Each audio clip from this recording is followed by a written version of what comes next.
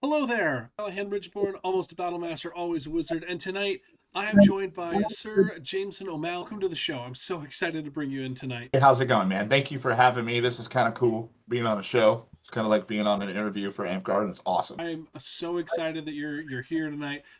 We've talked a little bit before the show, and before we get into the normal questions that I'd ask just about everybody, you are a Paragon Scout, a Paragon Druid, a Paragon Archer. You're a Battlemaster. You're a Knight of Battle.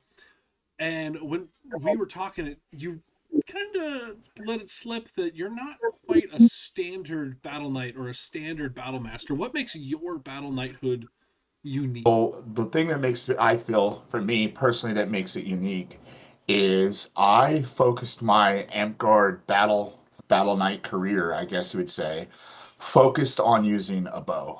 I heavily led in with using archery on battle games, whether it be small or big. I've heavily focused on archery. Wow. So, have you always been an archer? What led you to that point?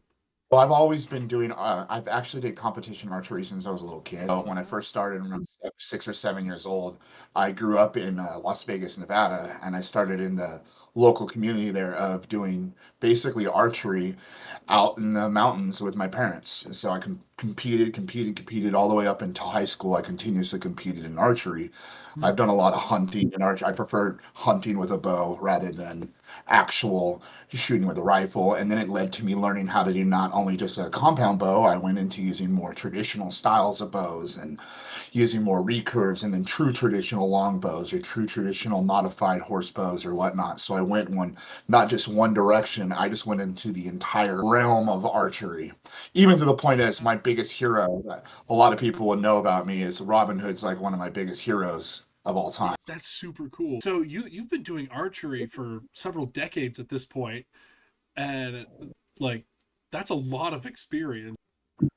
This has got to be a maybe completely unique in Amtgardia of having someone with that level of archery experience. So, like, I don't even know how to start extracting some of this knowledge from you. I'm not the It's know all great. be all. It's more of it's just I've had more years of trial and error. I say that's the best way to say it. More years of Okay. trial and error than most people. Okay. Well, yeah, we're gonna get into it here. We're definitely gonna try to find out what kind of tech you're using, learning about the your battle style. And so let's just jump right in and see where the conversation takes us. Let's go on. So my first little section here, I'm going to ask you some questions about like battlefield awareness, where you're starting out, and things like that. So, when you first step onto a battlefield, what is the first thing you're looking for? What is the temperature of the outside? That is Really? 100% yes, because depending on the weather, because I live here in Texas, am I wearing armor today or am I not wearing armor today? Mm, Where I have a true 3 points of armor. I have dag or dag level, if you know what dag is. So it's really heavy, thick, full leather armor, and depending how hot it is depending on what I'm wearing today. okay. Yeah, I've heard that armor culture is very different down there in Texas because it does get super duper hot. Yes, that Yeah. would be the most fairest question. I mean, truthfully, that is the first thing I always look at, and I think a lot of other Southern players would say the same thing. Okay. So really, the temperature does make a major effect on how the game is played for you guys out there. Yeah, I would say that. I mean, we play tough here. I'm from the CK. We play tough. We fight tough. We fight fast. We're a very fighter based kingdom, and one of them. And knowing that is we like to wear armor, but when it's 100 degrees outside, wearing armor, you seem like the same size guy I am. When you're wearing armor, it's hot, and when it gets hot, it drags you down real fast. And we have a lot of good fighters here in the CK. Yeah, like even just out here in Indiana wearing my armor in the summertime, it gets real stinky, real sweaty, real tiring very quickly. Sir. I I'm sure you guys are more used to the weather down there, but that would be a huge thing for me is that would have to pace myself so much more if I came out to visit. That'd be nuts. 100%. Okay. How do you decide how aggressively you need to play during the opening moments of a game? So what I usually tell players, and this is a good question to ask, especially when I have druids, because lately I've been relaxing, letting people have more fun and seeing other things. I've been mostly playing either archer, and I usually tell people wait 10 seconds, wait for the first death before you start dumping your enchantment load that you have or whatnot, because I kind of want to see, like, even people that play scout or whatnot, before you give your blessing and stuff like that, it's better to just wait a little bit to see how they're going to push, how they're not going to push, and kind of just give a quick chill. The only thing that would be the exception of that is if you see the other team has a lot of archers, throwing pros out would be real quick, or trying to grab a quick pro would be cool. If I see a lot of archers, I'll grab a healer and say they always want to give me armor, and I'm like, no, just give me a pro, so I don't have to worry about people with a bow, and I can just basically tell them to scurry somewhere else. But that's basically how I look at when I look at the start of the game. Okay. And Well, then what I've done lately is I purposely shoot one arrow so everyone on the other team knows my range, specifically to taunt them. you're shooting an arrow out to your max range so they know that they're in range the whole time, or are you bluffing with that? It's both. So if I can shoot really far, so that they know that if they have come past this line, they're in the danger zone. And I've actually killed people that way right off on the lay on, just to taunt the other team. So out here in the Rising Winds, we have some really good archers, and at one point we called Leon in a battlefield, and I don't know who shot the arrow, but someone shot an arrow, and it flew down, bounced off the ground, it bounced directly into our healer's chest, and the healer just looks at the arrow, sighs deeply, and puts their hand on top of their head. I'm like, yep, that sucks. But But the thing is, if you think about that for a second, like you just said at the start of the game, it kind of leads to your next question on your list. It just shows that one, I can hit you. Two, I'm going to hit you. Three, mm-hmm. go ahead, Mr. Healer. Give everybody a pro so that now that you've wasted all these enchants on people, that now let's get all those pros out so that our other people can just start dispelling them immediately to make my job easier. Like, it really sends a message early game, like, oh, I have to be very worried about this archer the entire time. There's no such thing Yes. as out of range. Where if Yep. if I see a crossbow, I feel much less worried about a crossbow than I do a good longbow, or even just a standard recurve. So 100%. Yep. yeah, what's something that new players miss in the opening minutes and seconds of a game? So it's that same thing, like I said before.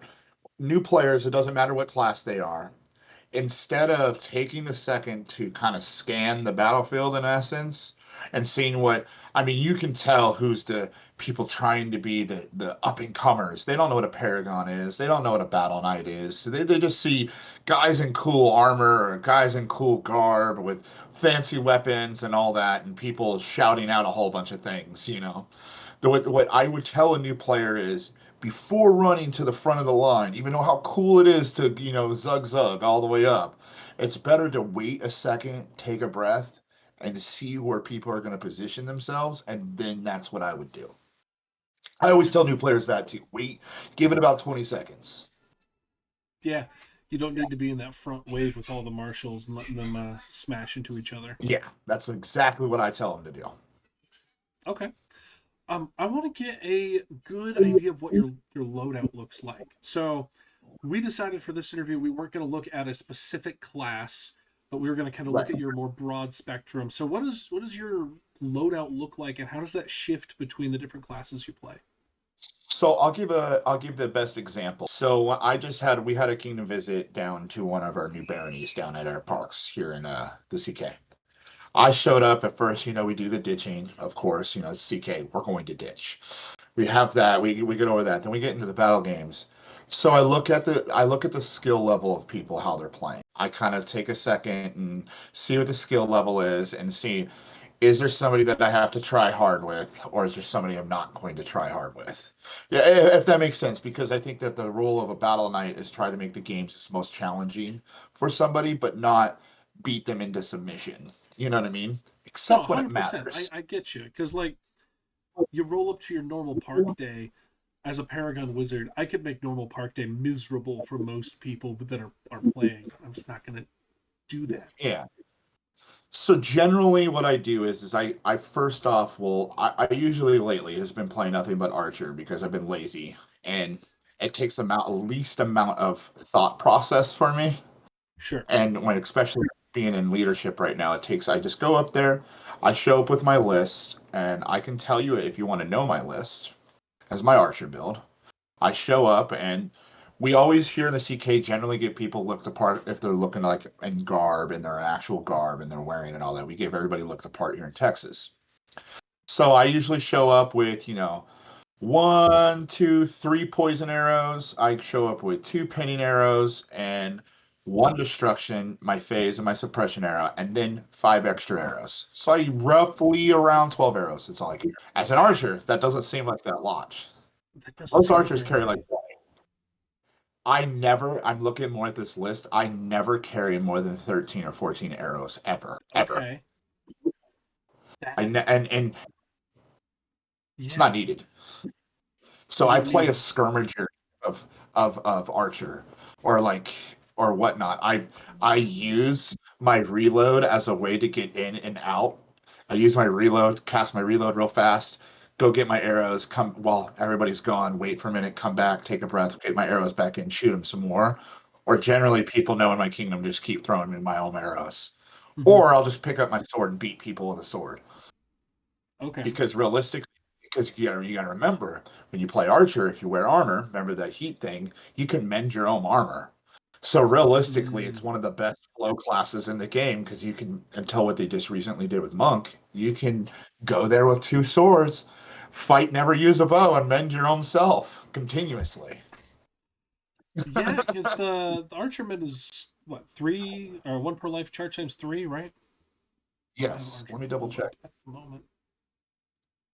I pulled that up just for you to make sure I Nope, have it it's ready for you. charge times 5. So mend once per That's life, fine. charge times 5. But that's still not much, you know. No, especially if you're on the sidelines, just and then Yeah, once you're done, going right back into it. for sure. That's how I.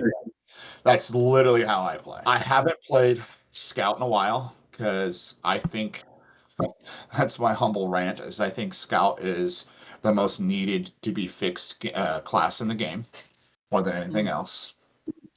And then Druid, there's so many Druids here in our game that I just have lately. It's if I play Druid, it's more competitively with Okay. it, and I normally it takes a lot more proper planning and whatnot to play. So that's why I usually go with my Archer loadout. That's my like go-to.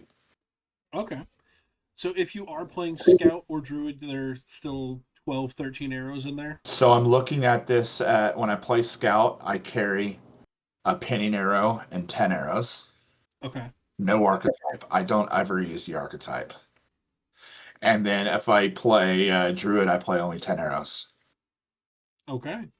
Good to know. What's your quiver tech look like? So I can actually tell you where I buy it. I buy it from it's called Elder Squirrel Elder Squirrel Emporium. I can give you after this. I'll make sure you have links and all that so that you have it where I buy Yeah, all my tech, that'd so be that awesome. anybody can get it.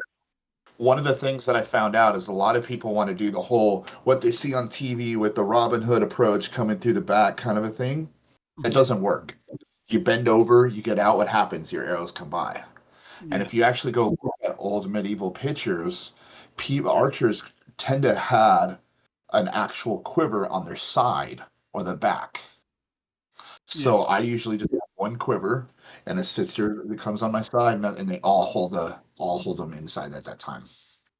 Okay. And what kind of bow are you using for battle game? So right now I use a modified horse bow. So it's a little bit longer. So traditionally a horse bow is like what 36 or 48 inches, something right there. It's a little bit longer, and I have a takedown horse bow. So my horse bow actually comes apart and it's fully traditional.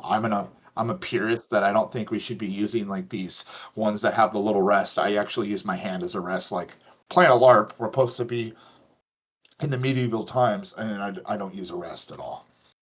Okay. I A ladder rest, you know what I'm talking about. okay.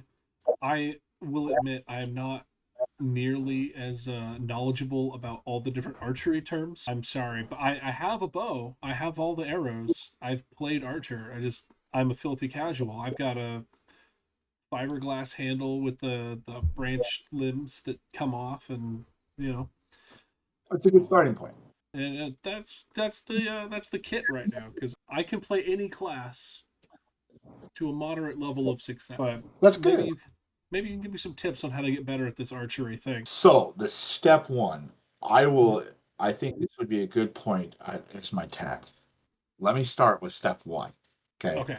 the bows are good and all that. Horse bows will have more feet per second than any other bow will. Okay. I've actually so I went and did a chrono, and a chrono is where they actually shoot an arrow between this little square, and I'll actually show you the speed of one bow to another, or how fast the arrow shoots and whatnot. And I went Mhm. and took my long bow that I had, I used when I got my Paragon Scout, and went down to a horse bow, and it was shooting like 20 to 30 feet per second faster. Meaning Oh, the arrow was shooting faster. Doesn't mean it's hitting stronger, it's just moving at a faster pace. okay. For the same So weight. that for the That's same way. Little things okay. matter.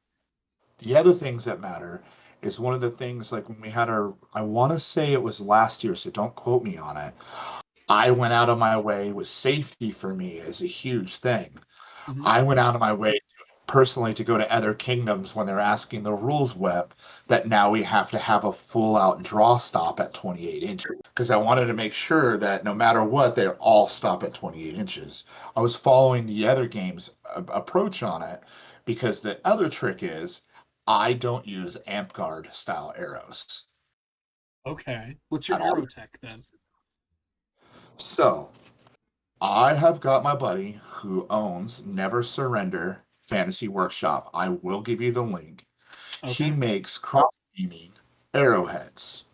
Well, before I show it to you, the longest time they said that dag arrows, and the reason why I'm saying dag arrows, did not shoot at the speed at normal Amtgard arrows. Because they have the communal heads and whatnot, and they want to keep to maintain Mm-hmm. the speed. Knowing that I'm a pretty good archer in Mm-hmm. archery and all that, I want to make sure accidents happen. You've been playing the game a little bit. You're trying to get that battle knight, which I hope you do one day and you get your way. That getting hit in the head happens. Shooting Yeah. people in the head happens. It's just part of that's why we all sign waivers, I say, and but we should always make sure that our tech is part of it, right? So Mm-hmm. me thinking that way, I use dag arrows in Amtgard because they are designed to hit people in the head because that game you can. So I Mm. use that. So I Okay. use those particular arrowheads because I'm thinking safety first, right? But this head that I'm showing you is a fully modular head. Is what I use. Can you move that over a little bit? You're out of right there. Now you're in frame. Okay. So this is a fully That's what I use. modular. Yeah. Modular head is my poison arrows, as you can see by the color, right? Mm-hmm. Yeah. Shoots the same speed as a conial head.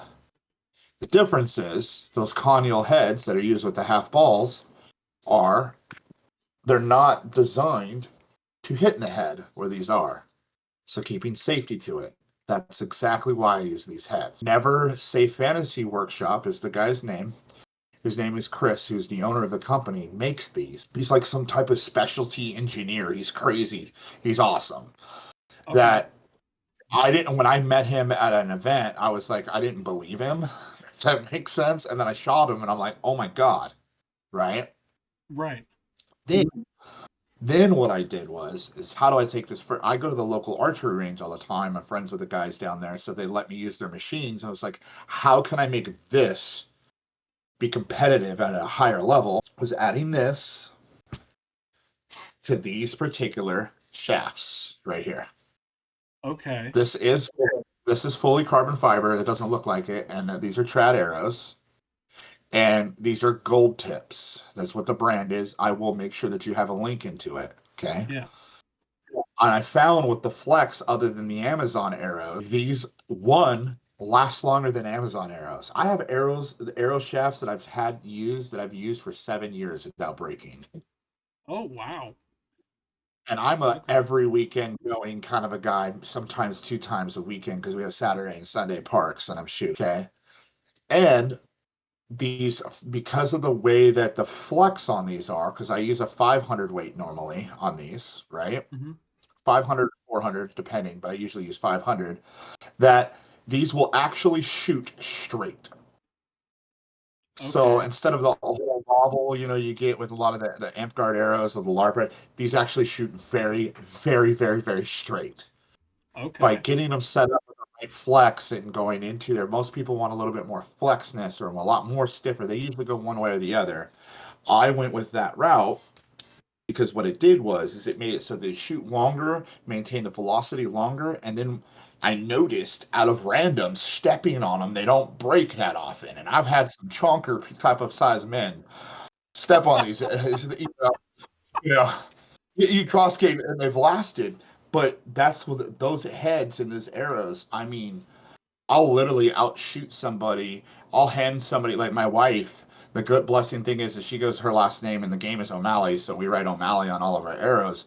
She'll shoot arrows and she'll shoot them better than most people on the field because just the tech take away it's like an instant boost in skill, and Huh. a lot of people will realize with better swords, with better shields, it kind of upgrades their skill a little bit because they're using a better tool for the job. If that Yeah. makes sense. No, I 100% get that. Like having better equipment can make you perform better. You can get better results with Yes. more precise tools. You can get more precise output. It makes sense that good tech in, good tech out. Right. Yeah. Yes, that's 100%. That's what I do with it, and then I practice with them. I go out and I go hit things outside in the backyard, or I've used them to shoot squirrels when I went to go hunt for squirrels, so I don't have to. I've actually shot a squirrel with a LARP arrow to eat it. But Did it like I don't want to get us a hard strike for animal violence, but if you shoot an arrow, a LARP arrow at a squirrel, what happens to the squirrel? Does it so it stun it? knocks them out. So it actually makes it knocks them out. It stuns them. So basically, when I eat them, I eat animals. It makes it so As that it do can I. knock them out. Yeah, it knocks them out. So I don't have to worry about like arrows possibly like when you use a firearm to handle a squirrel. Mhm. They'll get pellets and stuff in them where these won't. Just knock them out of a tree. It really works. I mean, So, I play archery tag with these. You know what I mean? yeah. So How squishy is that arrowhead? It looks like it got a bunch of. so I'm pushing on that. Okay. So it follows. There's a DAG rule when it comes to rules. So these exceed Amtgard rules when it comes to arrowheads. It Okay. exceeds it. So basically, up to this point about this Hmm. point right here, that is all the Amtgard. What do you call it? Rules, if that makes sense. Yeah. This extra part right here, don't correct me if I'm wrong, because I believe I got it right, is that this extra part is a softer foam that's supposed to be when you hit somebody in the head, it compacts. Yeah. So they're not getting the blood, if that makes any sense. Now, do those Like here, screw onto your arrows, or are you taping them? How do you secure them to the shaft? so how I secure them is I can screw them on and then I secure them with tape so they don't come off and comes Okay. on and that's it.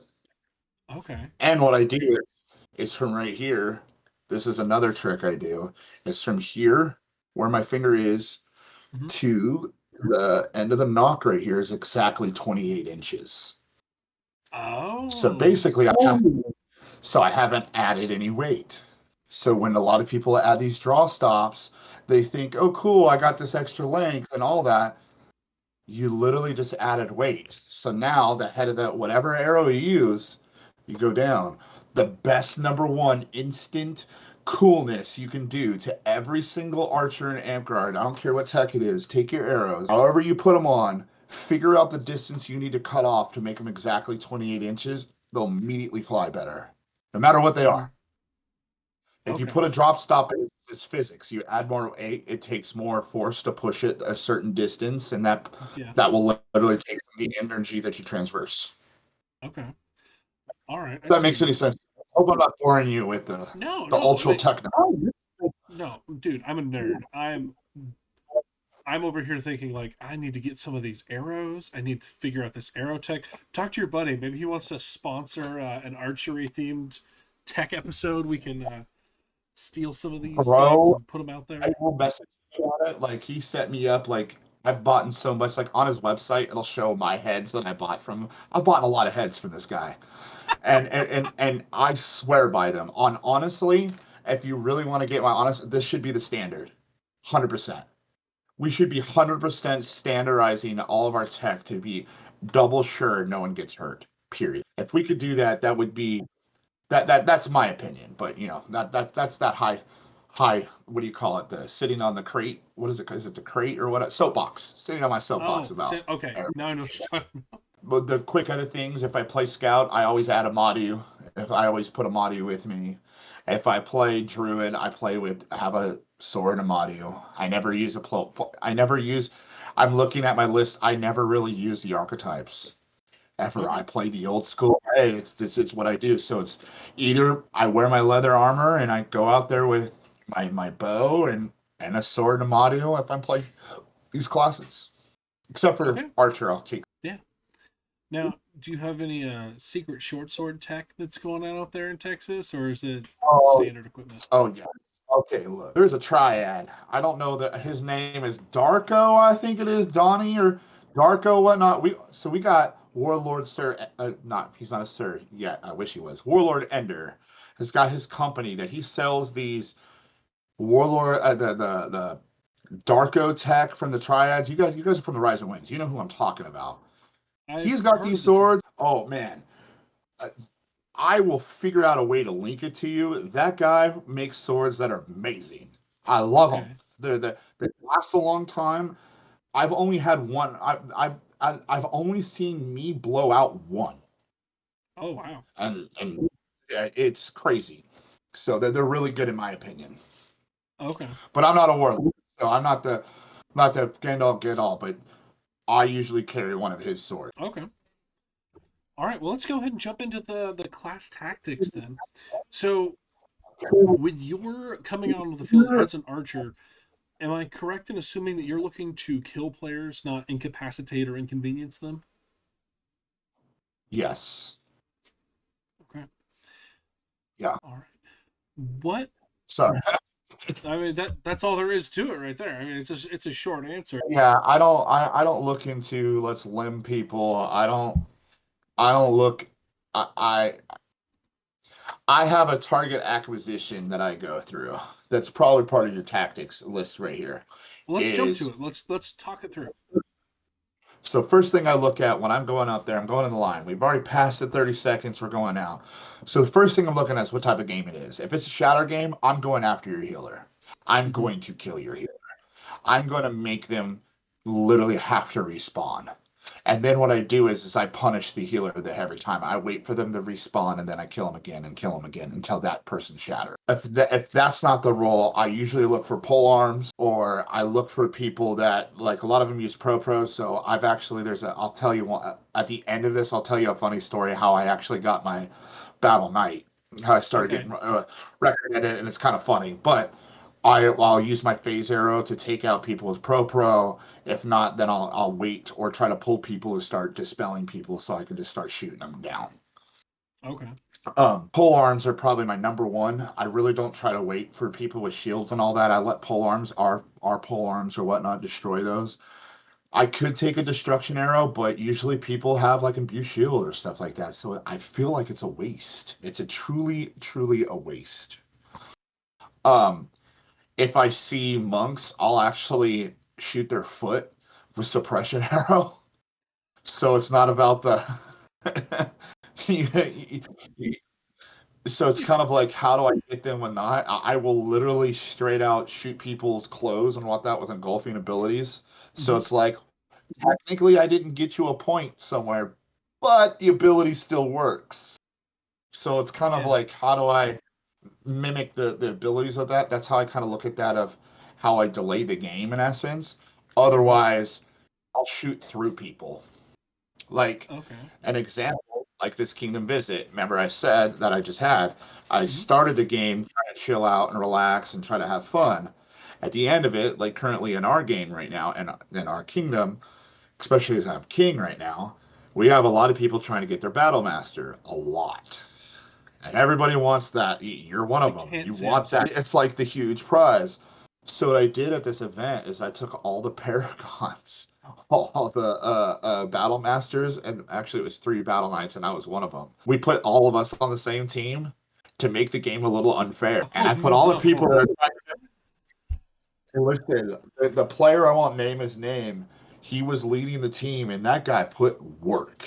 Like he made some work, but in that game, I was shooting through people. Like you'll have 2 people with a shield like this, and I will shoot an arrow whiz by their head and shoot people in front of them. So like the people Wow, were you're like, I could threading the hear needle. your arrow. Yeah, all That's the time, all the nuts. time. I do it all the time. Like if I come to the Rising Winds, I would do it at your park, and Please I come don't to the care. Rising Winds. I, This would be great. I don't. I that's how I play though. I don't like to sit 40 feet, 50 feet behind. I like to be kind of like within 10 feet of the line and just pick people off. Pick people off, or I'll find a choke point and I'll just wait till they come in and just start shooting their legs with poison arrows. So they Oh can't. I no. mean, cool. You have armor on, cool, but that one section of behind your leg you don't have armor on, and I just hit there with a poison arrow, and that's how Yikes. I play. Yeah. Okay. So, as an archery based player, what problems are you best equipped to solve more so than anyone else on the team on the field? Full scanning. That'd be the best way. Mm. Seeing the full picture of the game. So, for instance, when you're playing a range class, you're not right there on the line itself. Let me move this up because I'm using my hands. So you're not here on the line so much. So Yeah. you're a little bit back. What that happening is people can flank you, but you're the first person to see who's coming around the flank, and you have an option to save them. That's why I usually carry my ring finger. I carry a pinning arrow purposely for if I'm getting flanked, I'd rather stop you there, and then once I've Okay. stopped you, then I'll take care of you another way. Whether tell somebody to shift over, but I've already stopped you, so that moving forward to the flank line is being passed. That's basically how I look at it. When you're playing a ranged based class, a range driven class, it should be your job as being the point bat or quarterbacking a team. People want a quarterback from the front line, but you're also the first one to die. You're always the Right. first one to die. People that don't say cool. Not everyone's the hero in the world. Usually, the first people on the line they're gonna die or shatter or get healed first. They have more stuff to be paying attention to than the people that are 5 foot, 6 foot behind you. Yeah. All right. What should archery players be avoiding on the field? What are they not equipped to solve? Fighting people unless you know how to fight one on one. One Mm. of the big things is most people that I'm not a warlord. I wish one day I strive to be that one day, but most people that pick up a bow don't know how to fight. Period. If Hmm. you've noticed, they pick up a bow, they don't want it, they quench when they get hit, they're whatnot. Like for me, I'm not scared to get hit. So if you chase me down, I'm gonna keep shooting at you all the way to the point that I'm dead. Right. I have and I have no qualms doing it, right? The point is most people that are archers, once they start to get moved up on, they quench. They like, oh, I'm just dead, and they start to turn around so they can just get hit in the back rather Hmm. than the front. Everyone wants to No, I've protect the seen this. front. I know exactly what you mean.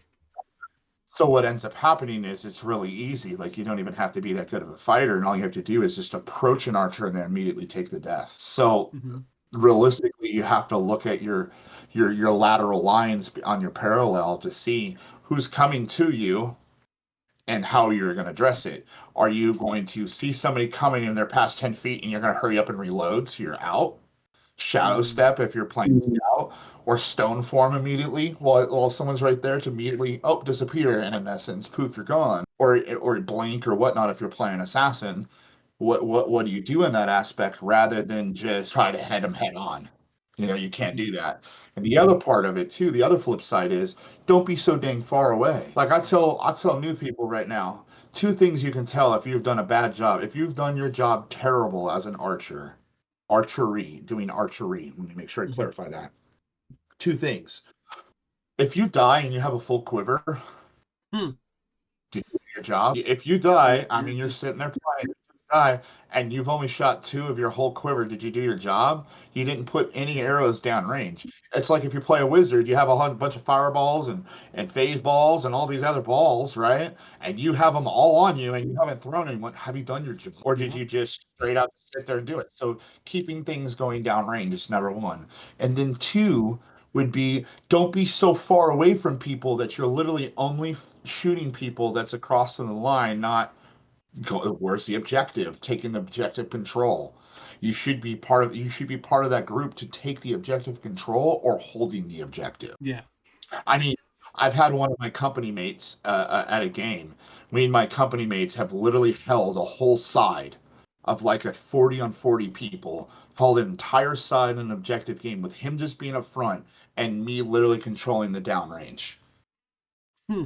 because I was behind him within 10 to 15 feet, so I can't get hit with a pole arm, right?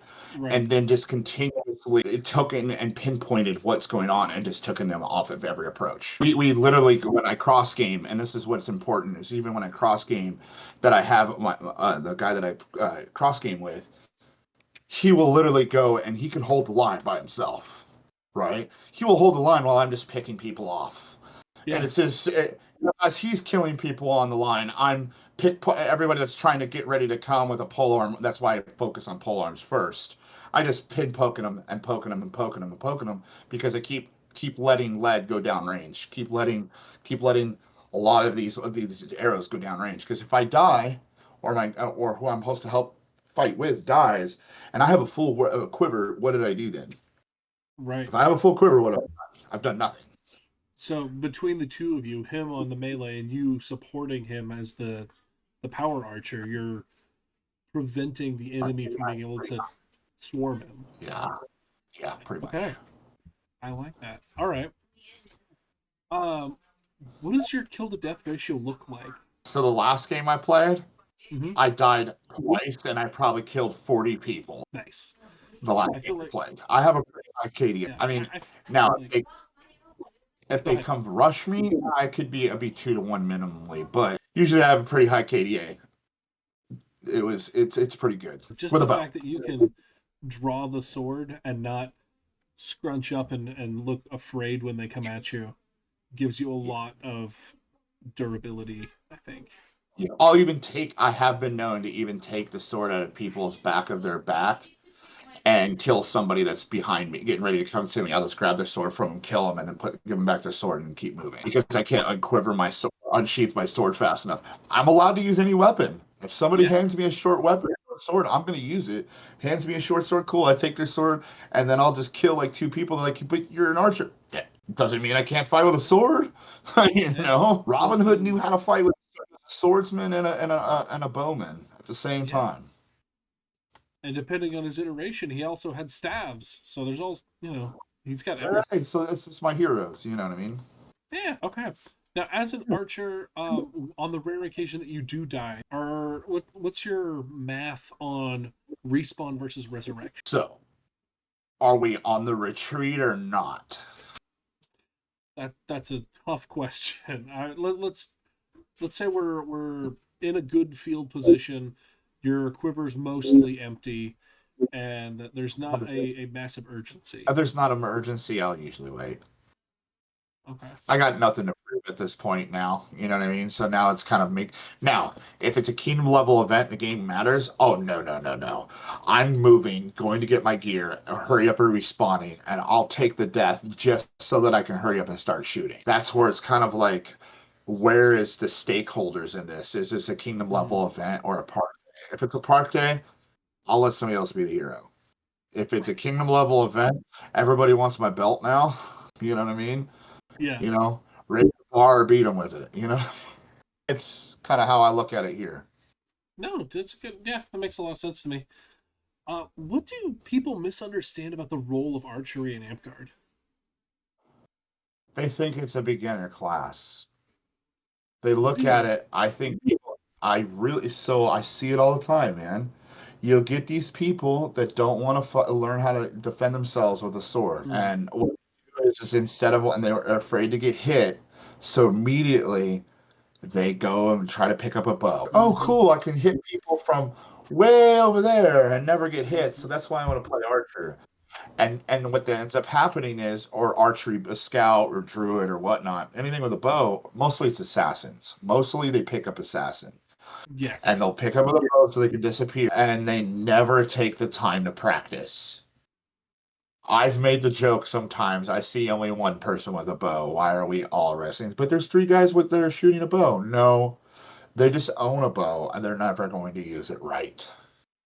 I mean, for instance, if you look out in history, most armor was not designed for sword combat. It was designed for an archer.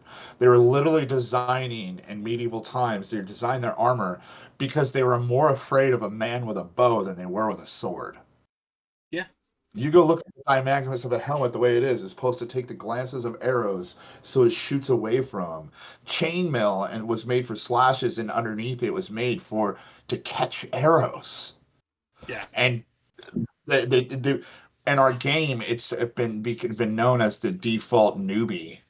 I don't want to get hit. I'm scared to hit, so I play this instead of. If they really took the time to learn how to do it, they can be game changing. One guy, you know that with a wizard or whatnot, you're aspiring to being a wizard. If you're playing Elemental Barrage and you have a huge load, you know what I Mm-hmm. mean? It's a lot more detrimental than the guy that can fight. You know what I mean? Because if There. we're playing a battle game, you could throw so much out at one time where you can handle more than one person Mm-hmm. rather than running away all the time. That's so interesting that you see a lot of newer players starting with archery. And I mean, here in the Rising Wind, there's like a cultural difference where I almost never see new players start with archery. And there's, in my experience, like four types of people that do archery in Amtgard. There's, I don't want to get hit, so I'm going to play Archer Assassin and shadow step anytime someone's within 30 feet of me. There's, I don't want to run, so I'll play bow and just, if someone gets close, them's the breaks, I'm dead. There's people like yourself that have recognized the offensive range of archery and the power of it. And there are very fringe circumstances where there are people that are just really into the concept of archery and got bored shooting at normal targets, and they came out for the deadliest game, and they really only one of those players has any lasting time in Amtgard, because if you're afraid of getting hit, it only takes one bad experience and then you're done. If you're hoping to cheese the game, you're not going to be able to cheese the game good enough for you to feel satisfied. And if you're just in it for the love of shooting archery at targets and they're slightly moving, you're going to get frustrated with the magic system and go play Bell. So I love it. See, I haven't gotten bored with it. see, So I haven't. it's a feature. It's not a bug. It's a feature that we have a lot of stuff going on. Like, Right. Now, mind you, I will say I don't want to run because I have feet problems now. So it kind of goes with me. I don't want to that's run it, because we're you know. getting old. Right. But I mean, if I dissect some of these classes, like the number one class, my favorite class in this entire game Mm-hmm. is so busted that it would fix this. I know how to make archery effective and Amtgard to a level that would make it scary. It would make it scary. Some people disagree with me, but I truly, which goes into this, right? This Mm-hmm. archetypes and the as you lose kind of a thing, part section of your thing, right? Yeah. Scout. Okay. Scout right now, in my honest opinion. Now I am a Paragon Scout. It was my first. I actually got my. I was looking at my orc. I Mm-hmm. got my Paragon Scout, and I found this funny. I got my Paragon Scout in 2022 of April.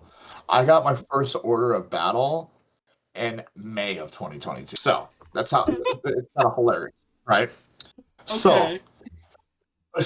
but it's hilarious. But here's the thing: is with Scout, this is my opinion. Now, I could be completely wrong and cool. Like I'm not the above and know and all everything. Druid is a better Scout. Period. Druid is a better Scout. So It here, depends on what you're doing with it, but you're mostly correct. so if you don't use a bow, Druid is a better scout. Yes. And here's why. Here is the example why. You get to use 3 points of armor, okay, with a scout. Part of it being Druid a scout with a bow, do you know how to fight on a battle game level? If the answer is no, if you're not using a bow and you don't have some type of you can fight, you should not be playing scout. Mm-hmm. Period. Because you only get to use a sword and a Madu. That's what I use, or a sword and sword and a small, Mm-hmm. right? Or medium. I get it wrong. No, it's small. Yeah, I have it. These rules make me think of all weird things. Sword and Madu, and when you're doing that, you have to be able to defend yourself, something, right? And then, like us recently being able to carry our stuff with us, I used to have to leave it at Nirvana and then carry it and then drop it, and it was sucked. Changing that was a good thing, but when I look at this stuff, cool, you can have 2 enchantments. Yay! Most of the people in Texas don't wear armor, so why would I give me 2 enchantments? And it's a waste. You know what I mean? Cool, you have a pinning arrow. Archer has pinning arrow. Archer has 4 You pinning could arrows. dispel.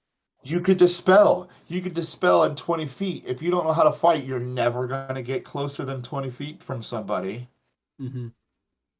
Do you know what I mean? You can release. Cool. The only cool thing is tracking. You have tracking because some people, but that's the only ambiance, in my opinion, that a scout has. What I think should happen, if they Okay. did this with scout and made it look like the true ranger class that it's supposed to be, Mm-hmm. right? We should add 2 abilities to go to this. One, imagine if we added corrosive mist to scout. So now you have to be that Okay. and that ability, right? And Okay. then add a new spell that we do not have in this game. Okay. I'm a firm believer of this. People think it's stupid. I think we should make a dispel arrow and only give it to scout. So now you have a ranged dispel because that's supposed to be the whole thing about a scout is supposed to be a dispel engine. Supposed to be a dispel engine because you have a dechargeable dispel with a Mm-hmm. scout. But if you're not able to get close enough, then you're never going to dispel people because 20 feet is pretty close. Can't Yeah. shoot them now because all I have to do is put 1 foot in there. Now you've taken away half my bow power. And if you go 1 foot above it, oh, now you're out of range. So it really doesn't. People don't understand range as well because 20 feet is easy to get in and out of real fast. Yes. Okay. You have a shadow step and you have a heal and you have release. You're basically you're supposed to be the jack of all trades, but you're not. Mm-hmm. Really, Druid. You know what I mean? And the coolest thing about Druid is you don't have to wear armor, so it's not hot. You can do everything a scout Right. can almost, except for track. Now, I've had a couple of thoughts about Scout in the past. I'd love to hear your opinion on this. I think that instead of getting either hold person or pinning arrow, they should get to choose hold person, pinning arrow, or lightning bolt, and they could have their I can see choice. that. I can Because see that too because you're getting verbal, two different verbal. Yeah, I could see that. Yeah. they just get all 3 iterations of the ability, and I would really love, like, if I was, God Emperor of Amtgard and got to change everything, I would redo a lot of the archetypes. But one of the things I would do is I would give one of the scout archetypes would have planar grounding as a per life rechargeable. Planar grounding is a 2nd level wizard spell that it's my power closes the aether to thee, and you say that 3 times, they cannot become insubstantial for 30 seconds. And if they are That insubstantial, would it be. falls off. It'd be like a trap. Yeah. It'd be like a trap. Trapped them. Right. I agree. But when I look at this, so let's think about this and let's really dissect this because you're Yeah. getting into some. This is some heavy debates that I get with people because Mm-hmm. Scout is my favorite class. You know what I mean? Scout is cool. If you read it, It it should have the ability to stop somebody, make them not invisible, take away their enchantments, and then kill them. Like that, the thing that Scout should be so able to do best is prevent people from escaping from fights and having so let unfair me read this. advantages. Okay. Let me read to you. Okay. So this is from the new Soupy. As of today, this is the from Amtgard.com. So this is the newest rules, just to make sure that we're on the same page as someone listens to this a year from now or whatnot, right? It says, 8.7. right? Thank you. Thank you. Thank you, Cullen. It says that the archetype hunter may wield great weapons and javelins, and then you could pick one. Hold person times life times charge times 3. Mhm. Or pinning arrow becomes 2 unlimited, may not wield shields, lose all instances of evolution and release, and gain the benefit of an option only if it was chosen at level 4. Explain to me how that's a hunter. It doesn't make sense. Cool. You're hunting with this big old pole arm now. I'm a huge hunter. It's supposed to be a boar spear, is what they're imagining. The archetypes for scout don't make, if you gave me blanket power, base scout, tracking 2 per life, recharge times 3, perfect, no notes. Heal once per Right. life EX, they get a second heal as look the part, that feels pretty okay. Release, recharge times 3, feels good, like that. Dispel magic, make it a charge 3. Why are we doing charge 5s on marshals? Make it a So charge 3, far that's on, fine. Okay. Shadow Step feels weird on Scout. I would rather give them Pass Without Trace. ooh, Pass Without Trace, you go back to your base. You track yourself out of it at any time. I like that better because it gives you a way out, and you can, because that's one of the things you can do. You can touch yourself and go tracking, tracking, tracking, and then And you're it's out. naturally ambulant. Exactly. Yes, yes, So yes, instead of yes. I'm now stuck in a bad position where my only choice is track myself out or exit insubstantial. No, Pass Without Trace. I pass without trace. It's it's about the same level of incant. It's less powerful than blink or teleport. Like teleport has its own problem on scout. Yeah, Blink yeah. would be probably too good. Like that's stepping into assassin's area. But pass without I trace, I know a secret path back to base, and I can pop out of it whenever I want to with my tracking. I think pass without trace once per life becomes really good. If we're not now hold on a second now let's go a little bit further in this, okay? Okay, So if what another thing that you could add to this that I would say, I like that idea with pass out trace. That actually makes more thematic sense, to be fair. thank you.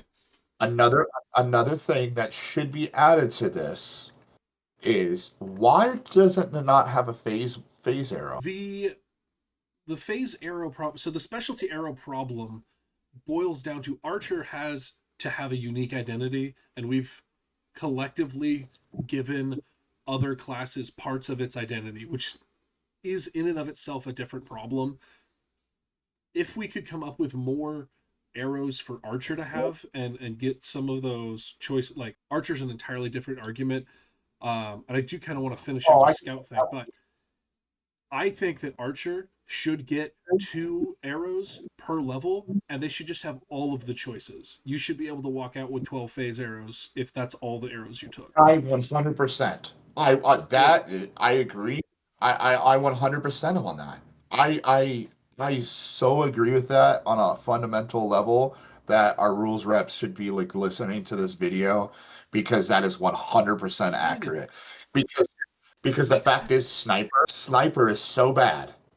And the reason why sniper is bad is you may carry any number of specialty arrows of every type, right? The Mm-hmm. frequency of every arrow, you have to charge times 3, blah, blah, blah, blah, blah, right? Mm-hmm. And then you can do momentum if you kill them, you keep. The issue is you've literally stopped rate of fire, Yes. because not everything's going to be a kill trigger. You've stopped rate of fire. And if Yeah. a sniper, the way that the sniper build's supposed to be looking like and all that, and I'm looking at Artificer, Artificer doesn't make any sense. No, Artificer doesn't make any sense at all as a archetype for Archer because it's all about mending your teammates' stuff. That doesn't make any sense. Artificer feels more sensical as a scout archetype than it does as an archer archetype. And It I've does. had this debate with people. But if I'm finishing out scout really fast, the changes I'd make to scout at 4th level, I just add lightning bolt as an option in there, so you get whole person pinning arrow or lightning bolt. Feels good. Um, Yep. at 5th level, we just drop evolution because evolution's not good. It's not. useful. I would give you sleight of mind per life, and then Okay. adaptive protection, I would buff it by making it a recharge times 3. So Yes. if you're adapted, like, Yes. I should be able to adapt my protection. Like, if I step back, unenchant myself, put a new adaptive protection on, that makes sense. Like, I should be able to Um, change the thing that I'm working on as I'm going. Like, I I I really, really agree with that. Sleight of mind is I actually yeah. it makes Scout That, the premium enchantment target again, because Scout was designed around the idea of being a premium enchantment target. You're going to put a lot of enchantments on Scout, but the availability of Dispel has made stacking enchantments significantly less efficient than spreading them out wide.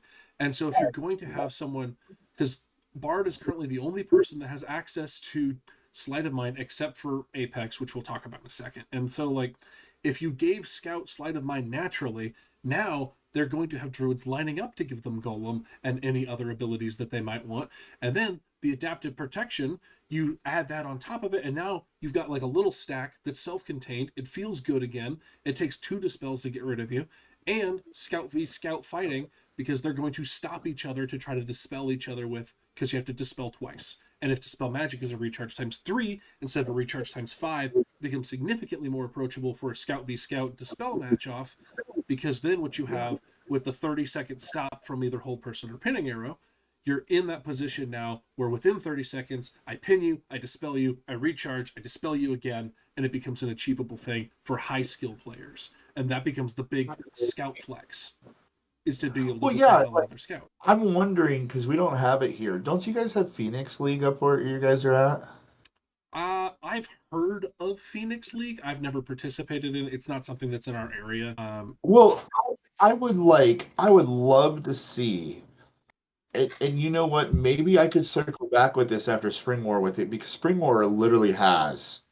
So you know how Keep was mostly focused on the tournaments and stuff like that, right? And whatnot. What Keep would happen. Spring War is heavy battle gaming, heavy. And what Mhm. I mean it is there is going to be battle gaming going down for 8 hours plus every day, all day going on, somewhere around that range. I wish I had a lot of money because I would come to Spring War. It sounds like a delightful event from everything I've heard. It has the best ditch line. Springware's awesome, and I'm not trying to promote this, but the reason why I'm asking this, you're going to make me really go out there now. I guess I get to you this time and really see what classes everybody's playing. More an aspect of what I mean. We're kind of going off topic, but it's actually in topic because it's kind of like when you play a video game. If the same 4 characters are always picked out of Mm-hmm. the what do we have 10 classes, I think we're at right now. We got There's a 12 problem. classes. And Yeah, why is the 4 classes always being picked? because we have a systemic balance problem, and this goes back to something I've argued about for a while with various people. Because Amtgard is a not-for-profit, it's a game that we're all working on together. We have these rules reps, and the rules change process is singularly has a problem. And the problem is there's not a unified vision. And so if I'm a wizard, I'm a Paragon wizard. I care about wizard a lot. I have a lot of opinions about wizard play. I have a lot of opinions about everything, but especially wizard play. Really? That's why we're on And the show. and yeah, this is the opinions show. And so if someone shows up and they have a radically different idea of what wizard should be than myself, we're going to clash. And so if they are a rules rep and I'm a rules rep and we both disagree, if they think like, hey, you know what the best spell ball, Force Bolt is the best spell ball. We need to like get more people playing Force Bolt. No, Force Bolt sucks. Stop playing Force Bolt. And so like they're naturally going to clash on these things. And so we actually what we really really need if we want to see something like a V9 that actually works is you need to have not a team of people, you need to have a dude whose job it is to define the flavor of the classes and say this is what the class identity is, and everything has to make sense inside that class identity. Because if you're looking at Archer, what is the identity of Archer? Is it specialty arrows? Because now we have other classes with specialty arrows. Is it they are the class that is best suited for archery? They have the best and most archery things? Because I would argue that most classes outside of Archer have more and better archery supporting abilities. I would agree with this. Like I see a lot of people that play Scout trying to, right now in our kingdom, they're all trying to become Paragon Scouts, and it's like you would play a better archer. You're Absolutely. literally spending your time at the base, not using none of the specialty hours. You're just shooting at people, not doing nothing. You could play a better archer. And so if we went into a V9 with a unified idea of these are what the classes should be, we set aside the archetype problem has only been exasperated because of some of the things that have happened recently. But like if you look at archetypes, a good archetype should make you more of something you are at the cost of some other part of your kit.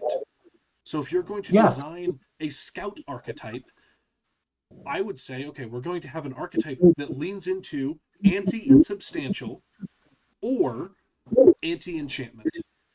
And so you could have Witch Hunter, and the Witch Hunter Scout is going to be amazing at dispelling. It's going to buff dispel to 2 per life. It's going to give them 2 lightning bolts, and you're going to lose the sleight of mind, and you're going to lose like release and heal, or whatever. We could balance it later. And then on the anti-insubstantial route, you're going to get dimensional rift and planar grounding. And so like you have now all 3 anti-insubstantial abilities or a bunch of anti-caster abilities, and that's your loadout. You roll with that. Yeah, you should literally be. Are you? So I look at Scout should be one of 3 ways to agree with you. Should you be an enchantment killer? Mm-hmm. Should you be a melee fighter that has a little bit like your backline healing or objection control? Or is your whole job to hunt assassins or people like assassins that are teleporting and Yeah. substantial effects? Those should be your 3 jobs. It Look at should not be. Go ahead. Well, you could look at several other classes and see this. Look at the beautiful creature that is Wizard. Wizard is amazing. Wizard has 3 archetypes. You have the Verbals guy, you have the Spellballs guy, and you have the Edge Lord. Maybe like Warlock is the odd one out. Warlock doesn't Hold feel on. like it's doing anything. Hold on. I have to add this for my wife's sake. Okay. Okay. My wife said she would play Wizard right now. She would go full tilt Wizard right now if they allowed staves be able to hurt people. She wants a full out Gandalf the Wizard staff and be able to hit somebody with it and throw spells and hit people and take their points. I don't hate this idea. It mildly becomes a problem because then you're going to have pole wizards. And so you would have to cook into staves like a padded section and a padded section, and you could only hold it by the hand. Like we would have to rework some of the rules a little bit around how weapons are held. Otherwise, I you're gonna agree. get cheeky player. Like I already have seen magic staffs where they're like, "Yes, this is my magic staff. It's an umbrella, and if you hold it like this, it looks like a small shield." Like, no, that's not how that works. You can't But like people do it. Oh, people I do know it, that she. and I But my don't wife like is like, it. she says she cannot be Gandalf, and it's not fair. No, I would love it if we could begin. And the other thing that we should be able to do is wield magic staves with any equipment. Because I want to play medium board magic staff healer and be untouchable. I think that'd be great. I'm with. I'm. We. I heard from somebody. How long have you been playing? If you don't mind Since me asking. 2017. Okay, so V7 to V8, we went around where everybody's trying to be World of Warcraft. That we have ended of what the flavor of every. I mean, Well, and most that's another games like problem that we're seeing is we're seeing bleeding on the edges of what class identity is. I hear on a regular basis people arguing that like healers should have wounding and it should be like I don't think that the necromancer on healer yes. makes sense. It No, it doesn't feel sounds like that thematic and should correct. be on. No, necromancer should be a wizard type of thing. That should be or bard maybe or something else. Something where it does I think it'd be inflicting really damage. fun as a wizard archetype. If you Yeah. replaced if you replaced warlock with necromancer and you gave wizard undead minion, wizard would have a relevant enchantment because it'd be great. There's all sorts of cool. Here's the precedent. They gave monks armor and they let I'm still mad barbarians about get to that. enchant. I'm still so mad that they gave monks armor. Why can't barbarians have a bow? Why can't barbarians have a bow? They had them all the way up until this. I Why not? mean, Why not? Nothing matters. There's no class identity anymore. Like, no. and this is also part of the problem that we're seeing right now. Like, I'm really curious to see what happens at Spring War, because the paladin anti-paladin problem has, because paladin anti-paladin archetypes are so good, we have so few players playing warrior or barbarian in the Rising Winds. Like, I've literally played in a kingdom level battle game at the Rising Winds where I was legitimately the only barbarian. So, speaking of that, I literally got asked to put, when I got my battle knight, when I got knighted, I got asked to stop playing and with archery for a minute. Give the bow a break, as what the king said, because it was a menace. So I did that. Yeah. And I started playing anti-paladin. That's the class that I've been playing mostly. Like, I'm mostly, and to make sure because I get this damn confused, I waited till I got knighted. I never played anti-paladin or paladin. And my first sign-in was in 2002. I never played anti-knight or paladin until I was knighted, because I was, if you can imagine, I've already waited that long. I was waiting already. You know what I mean? I gotcha. So I play, if I got the right, I play a corruptor style anti-paladin. That's the void touch paladin, anti-paladin, right? I believe so, yes. Okay. I argue anti-paladin and paladin, their archetypes are really well done, but because warrior and barbarians archetypes suck, it pulls you so hard in that direction, because there's no point to, like, I know people right now who are playing warrior and or barbarian with the explicit stated goal of getting level 6 as fast as possible so they can start having fun playing paladin or anti-paladin. I'm like, we've missed it. We've missed it. If, again, God Emperor Callahan, we get rid of the prestige classes. I think that we should have never let anybody. The purpose of making paladin and anti-paladin was meant so that people that were knighted can have their own class, and they weren't that good. So it was just, you're playing anti-paladin just to have fun, you're knighted. And now when they opened it up, in my opinion, to everyone, they made it a little bit more broken, not thinking of what they were going to do for, like, I never see people play warrior here. I see like maybe one or two people play warrior here, but you got to remember, why would you not see people play warrior here? Because if you don't have armor, you should never play warrior, and it's hot warrior here. If you wanted to make warrior really fun, what you do is you say, okay, base warriors all around the armor. Warrior should either be about the sword, about the armor, or about the shield, and you should get either ancestral armor, imbued shield, or imbued weapon. And that should be the 3 archetypes for warrior. Yes. Tell me I'm wrong. That would work. No, you're not. Like, oh, hey, you're playing warrior, and I have a super controversial opinion. I don't know if you're ready for this one. I think that hear it. We should get rid of every class's look the part and replace it with their archetypes. So every single you would have to rework it a little bit.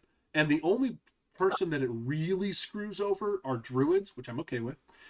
But if you got one archetype as you look the part, then you don't end up in a situation, because this is something that legitimately happened to me. When I started playing Wizard, I was super duper excited for Elemental Barrage. I waited for Elemental Barrage forever, and I finally got to 6th level, and I played Evoker Wizard, and I hated it because I couldn't pick up my spell balls. And the entire time I had been playing Wizard up till that point, I had been playing with spell balls and verbal, like, generalist Wizard, and you build a style up, and you get used to a casting cycle of spell ball, verbal to finish them off, recover the spell balls, and then you go to Evoker, and now it's an entirely different class, it feels like. And then Battle Mage, same thing, it feels very different.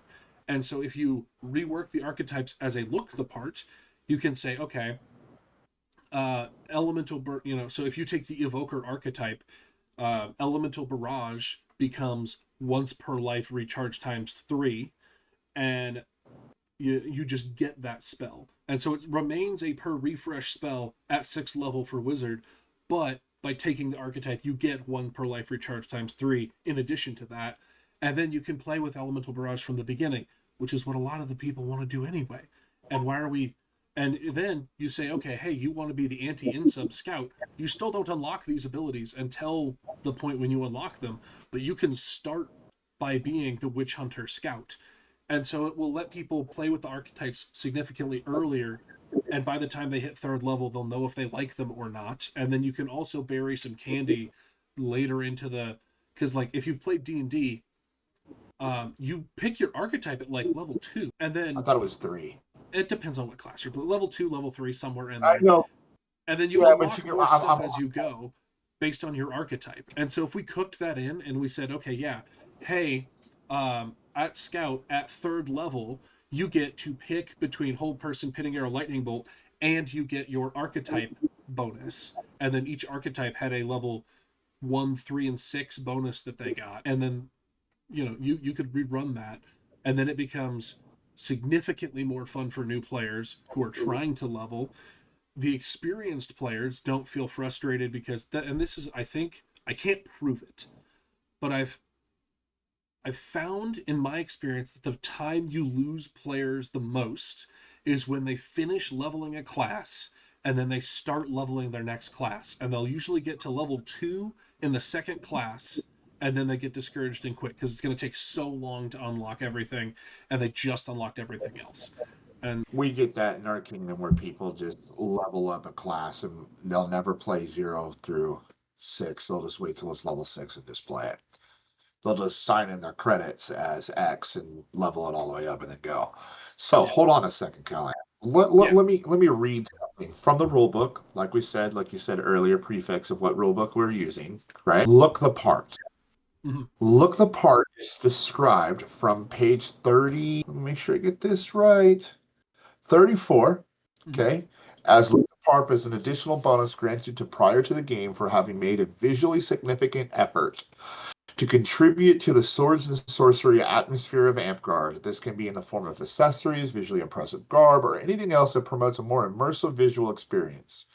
Note that this is important. This betrayal need not be specific to a given class.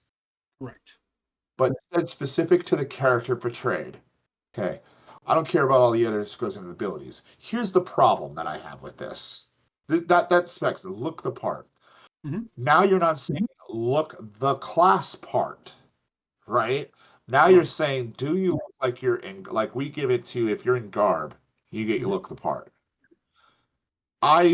But we also have the rule is if, like we have here, if you're not wearing garb requirements, on the same page that this says that you can only pay peasant. Yeah. So realistically, you're either from the standards that it's saying from the rule book, the ROP, that you either get look apart or play peasant. So this is a holdout, and this is actually like a really interesting argument to make. I don't think that peasant as a class should exist.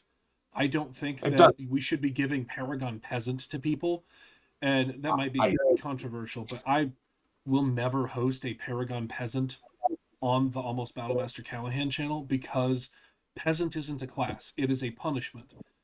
Do you guys have the concept of anti-griffins in your kingdom? No, but I want to give them out. No, don't do it. Because, and here's why. I was fighting in a sword tournament, right? It was our local park's quals. And I was fighting in a tournament, and somebody dropped their sword. And so I stood with my feet planted on top of their sword. I didn't step on their sword. Like, my feet were here, their sword was there. You stood over it. I stood over the sword. And everyone's like, ooh, that's an anti-griffin. I'm like, no, this is almost an Order of the Warrior. Come over here so I can stab you. If you drop your sword in a tournament, like if you drop your sword in a battle game and it's not a kingdom, if it's just a little game, like, yeah, I'll flip you your sword and we can keep going. If you drop your sword in a tournament, no. I'm killing you. I'm going to kill you. That's exactly correct. And so we don't give out an anti-griffin. Like, griffin is for outstanding honor on the tournament field or on a battlefield. It is not dishonorable to kill a player that has dropped their sword. It is efficient. It is like the objectively correct thing to do, But the idea of giving out an anti-griffin for that's not an anti-griffin. That is trying to get your Order of the Warrior. And so if you actually have a player that is actively doing dishonorable things on the field, they're sloughing all the time, they're skipping, they're not declaring enchantments, and then there's surprise survival. At that point, that's not an award you should be giving. That is a monarchy conversation with that player saying, hey, you need to shape up or we're kicking you out. And so we should not be giving anti-awards. You should not give anti-Joviuses. If someone is grumpy and that's just like part of their persona, that's a mask. If they are grumpy and they're just a jerk about it, what? Do people really do that, give anti-Joviuses?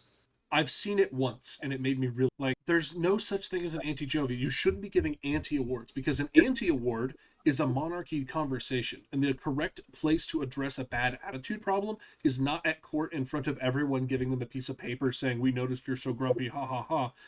This is a like, hey, you have a legitimate attitude problem, we need to fix this, or you're role-playing as a grumpy old man and you're doing a great job, and here's a mask. Actually glad you're having this conversation, because we are both from two different sides of the Amtgardia world, we'll call it, because you guys are up in Indiana and I'm in Texas, you know. Yeah. We're usually considered here in Texas as the stick jock areas.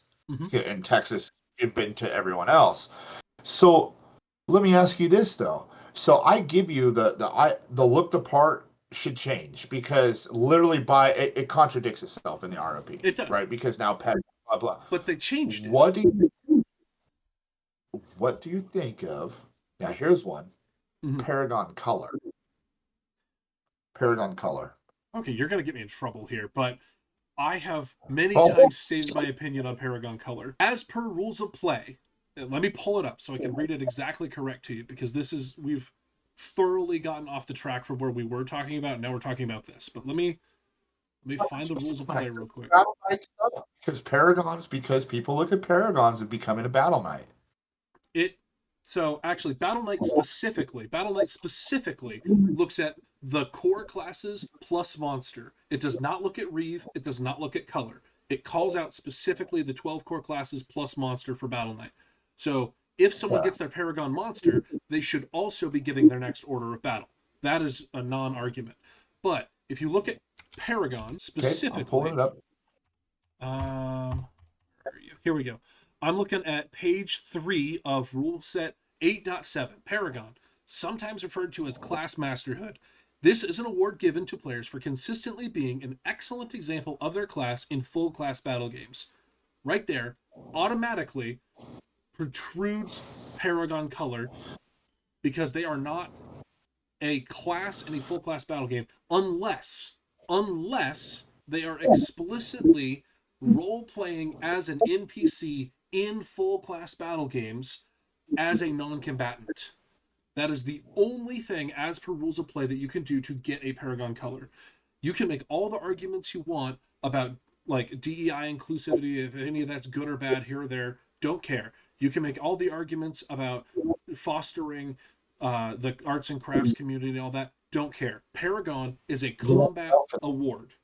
And so, unless you are role-playing, you can also do those things. That would fall under teaching and being community involvement, which is later on in this paragraph.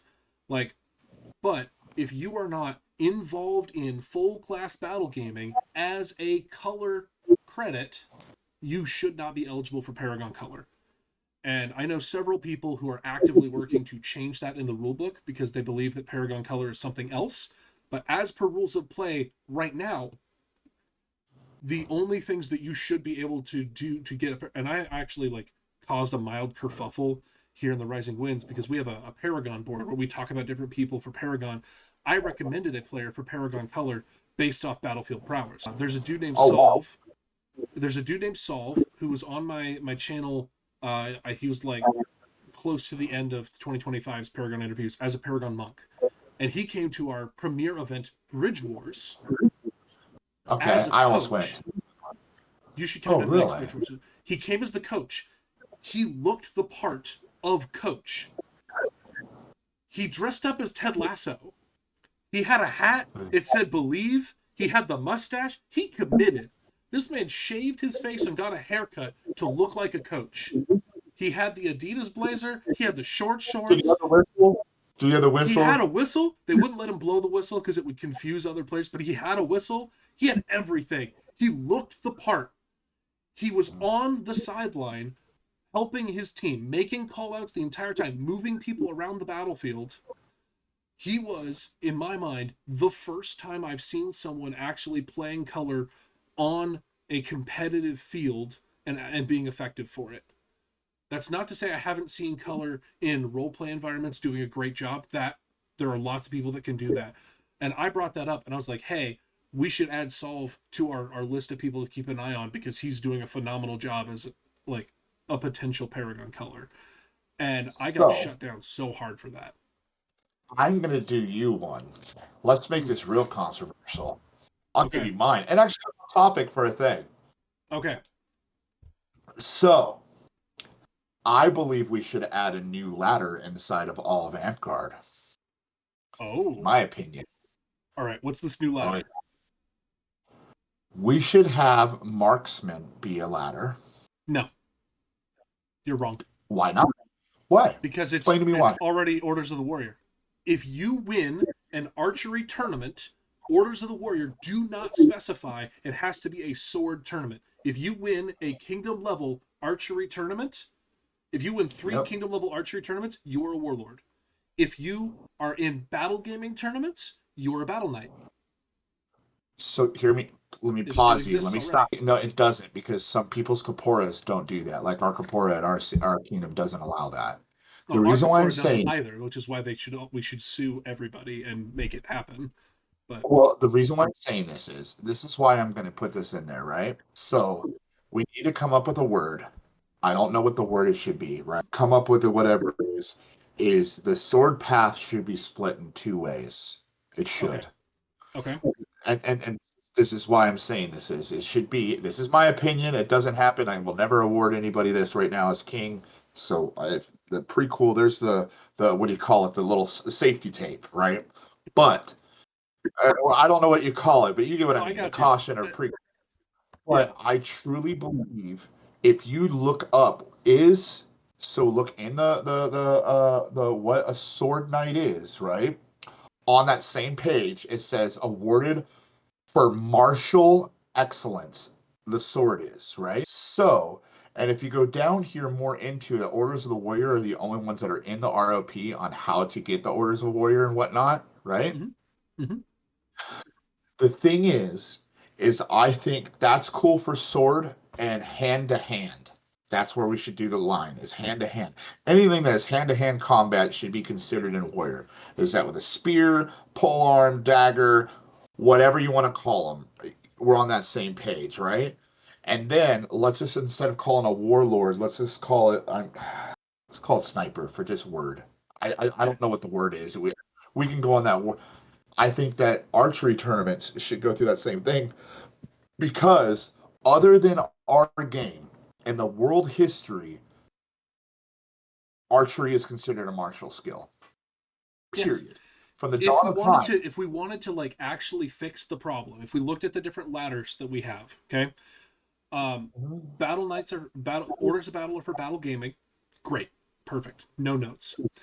Orders of the Warrior you would have warrior and marksman as tandem ladders that you can climb up to become a tournament knight.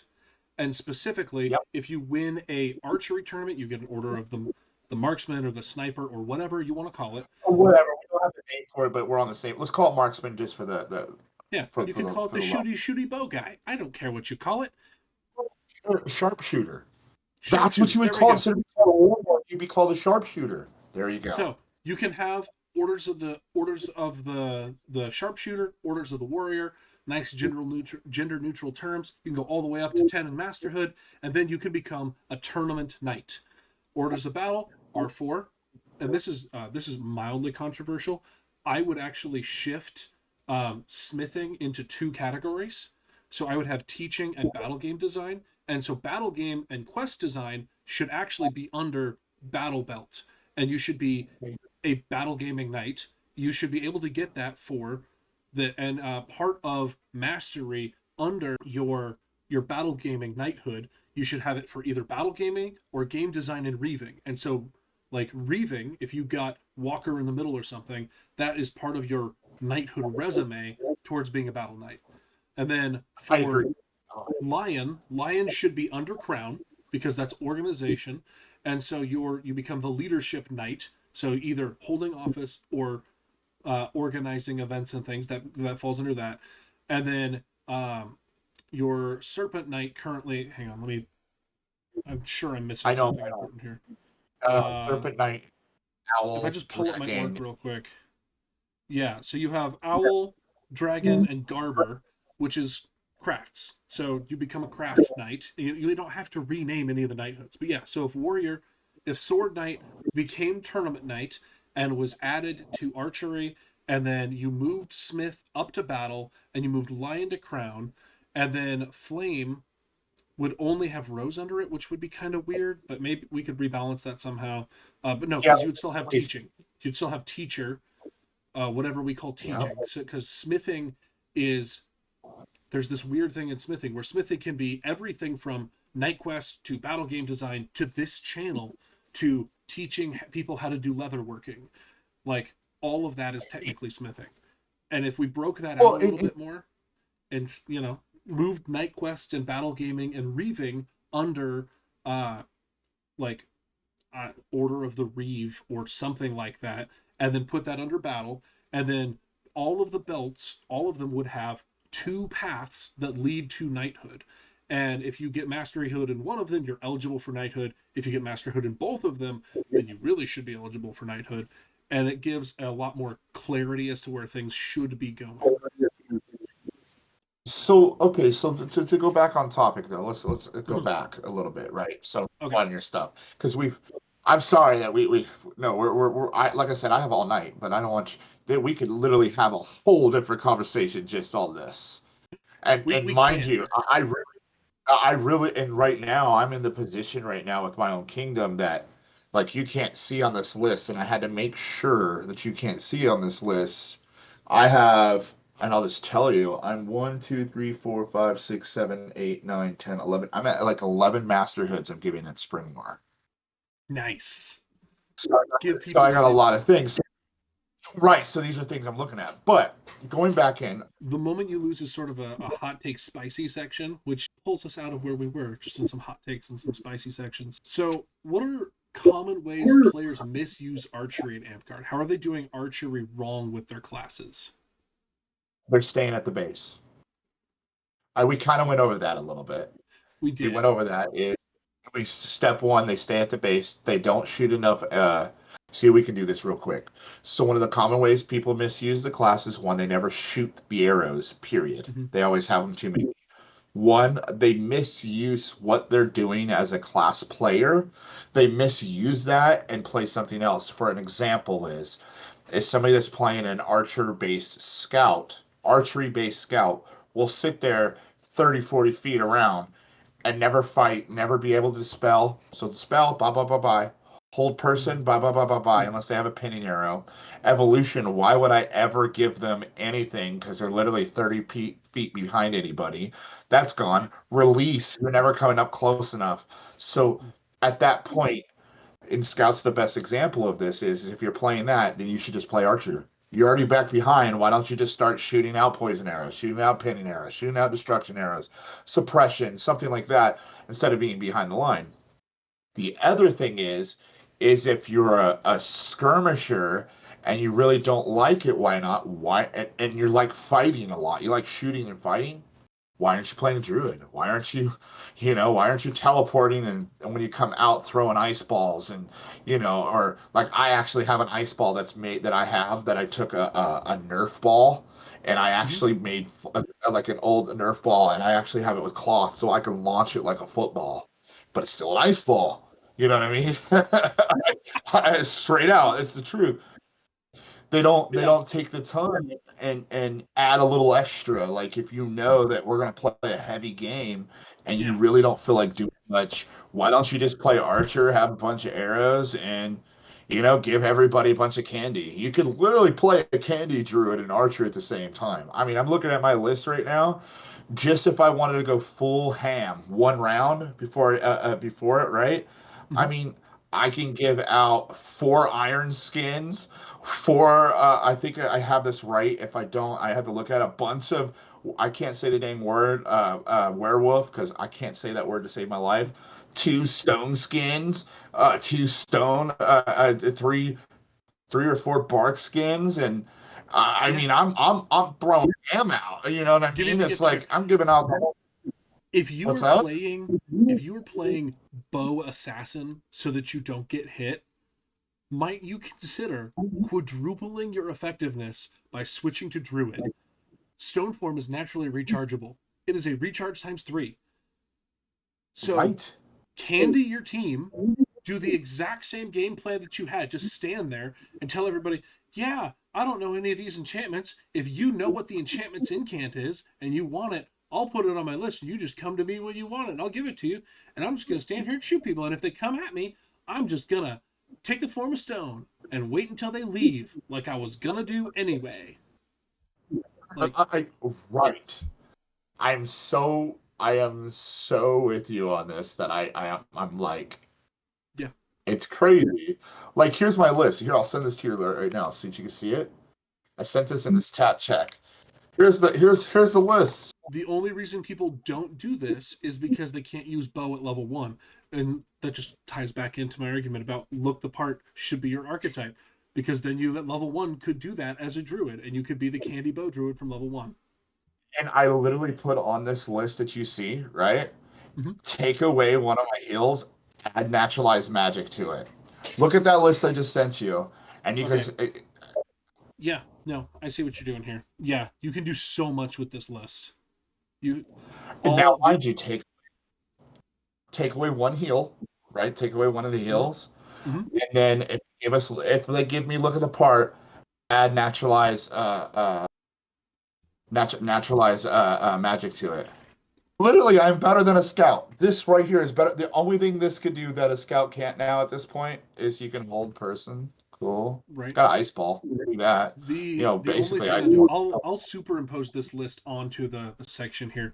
The only thing I would change about this list here, I would drop one of those iron skins to give me gift of air because that makes me just the most toxic, annoying thing on the battlefield. But Right.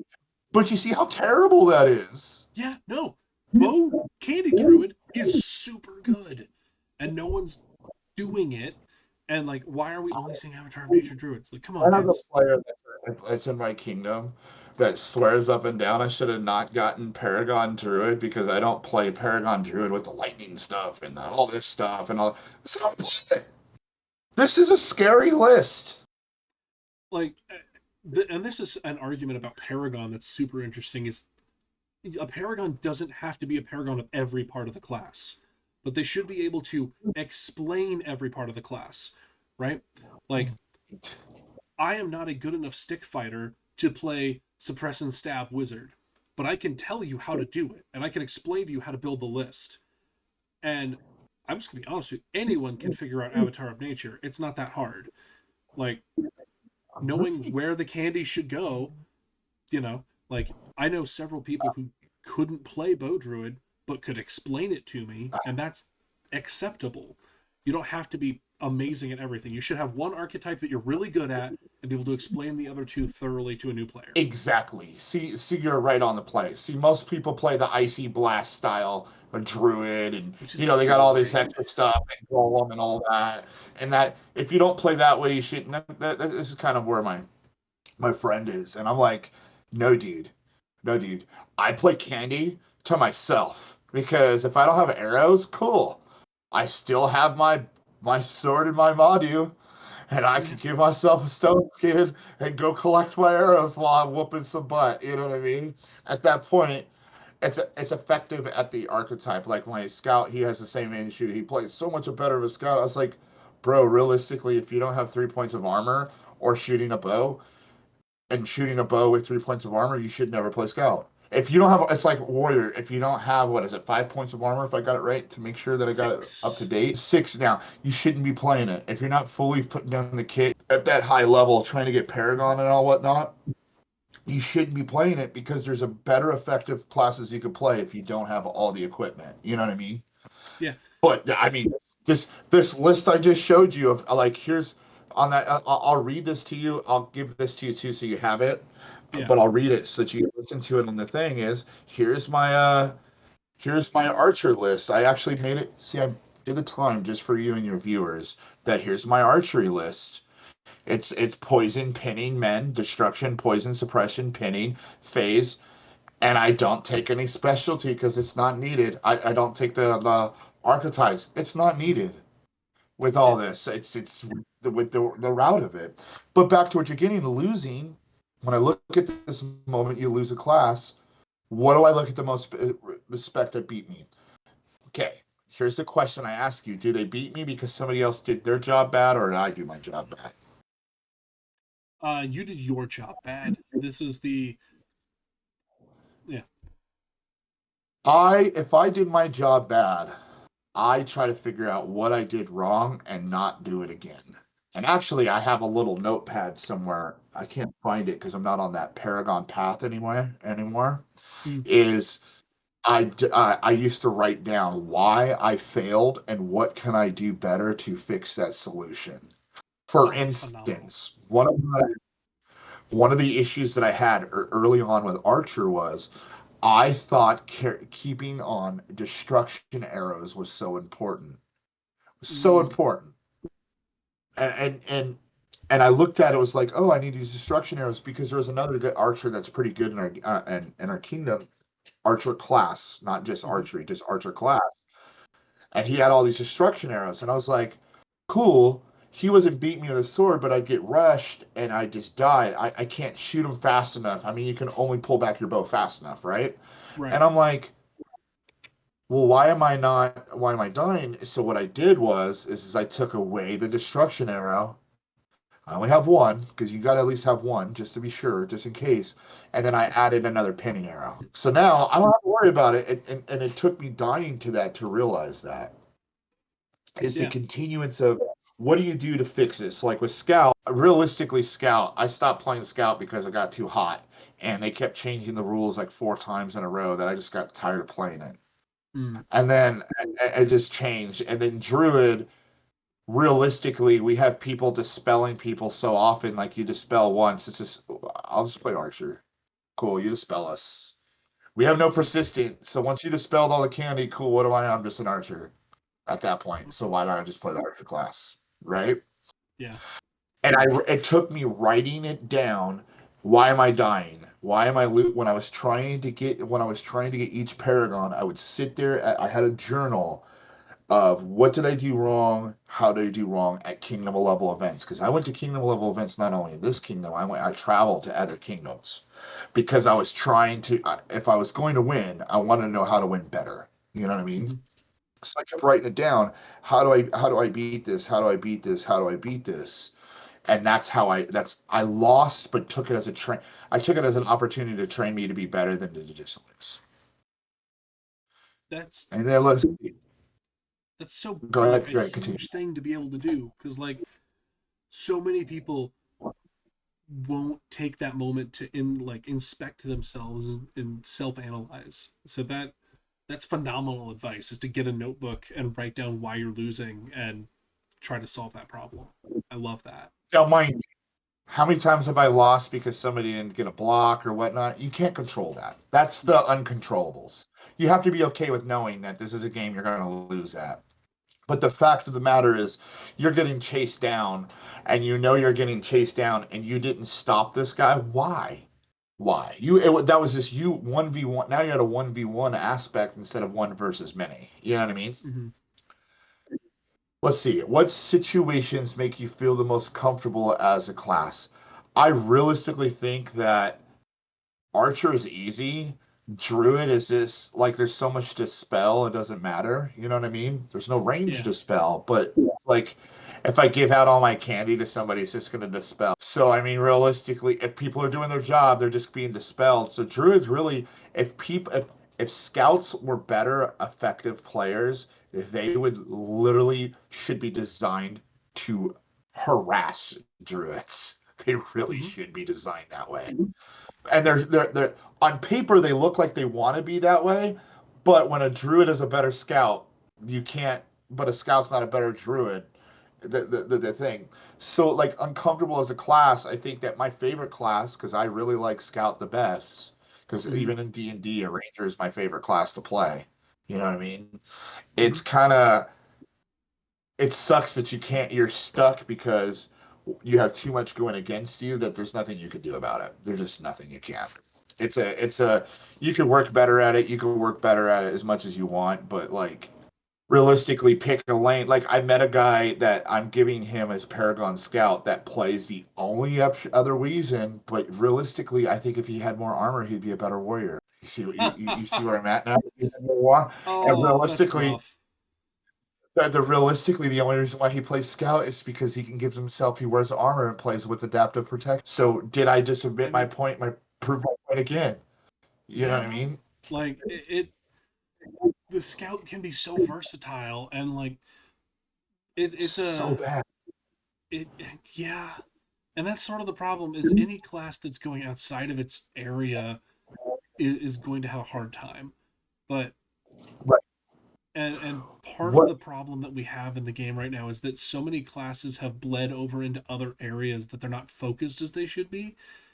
And like Druid is all over the place. And Druid can be the second best to anything.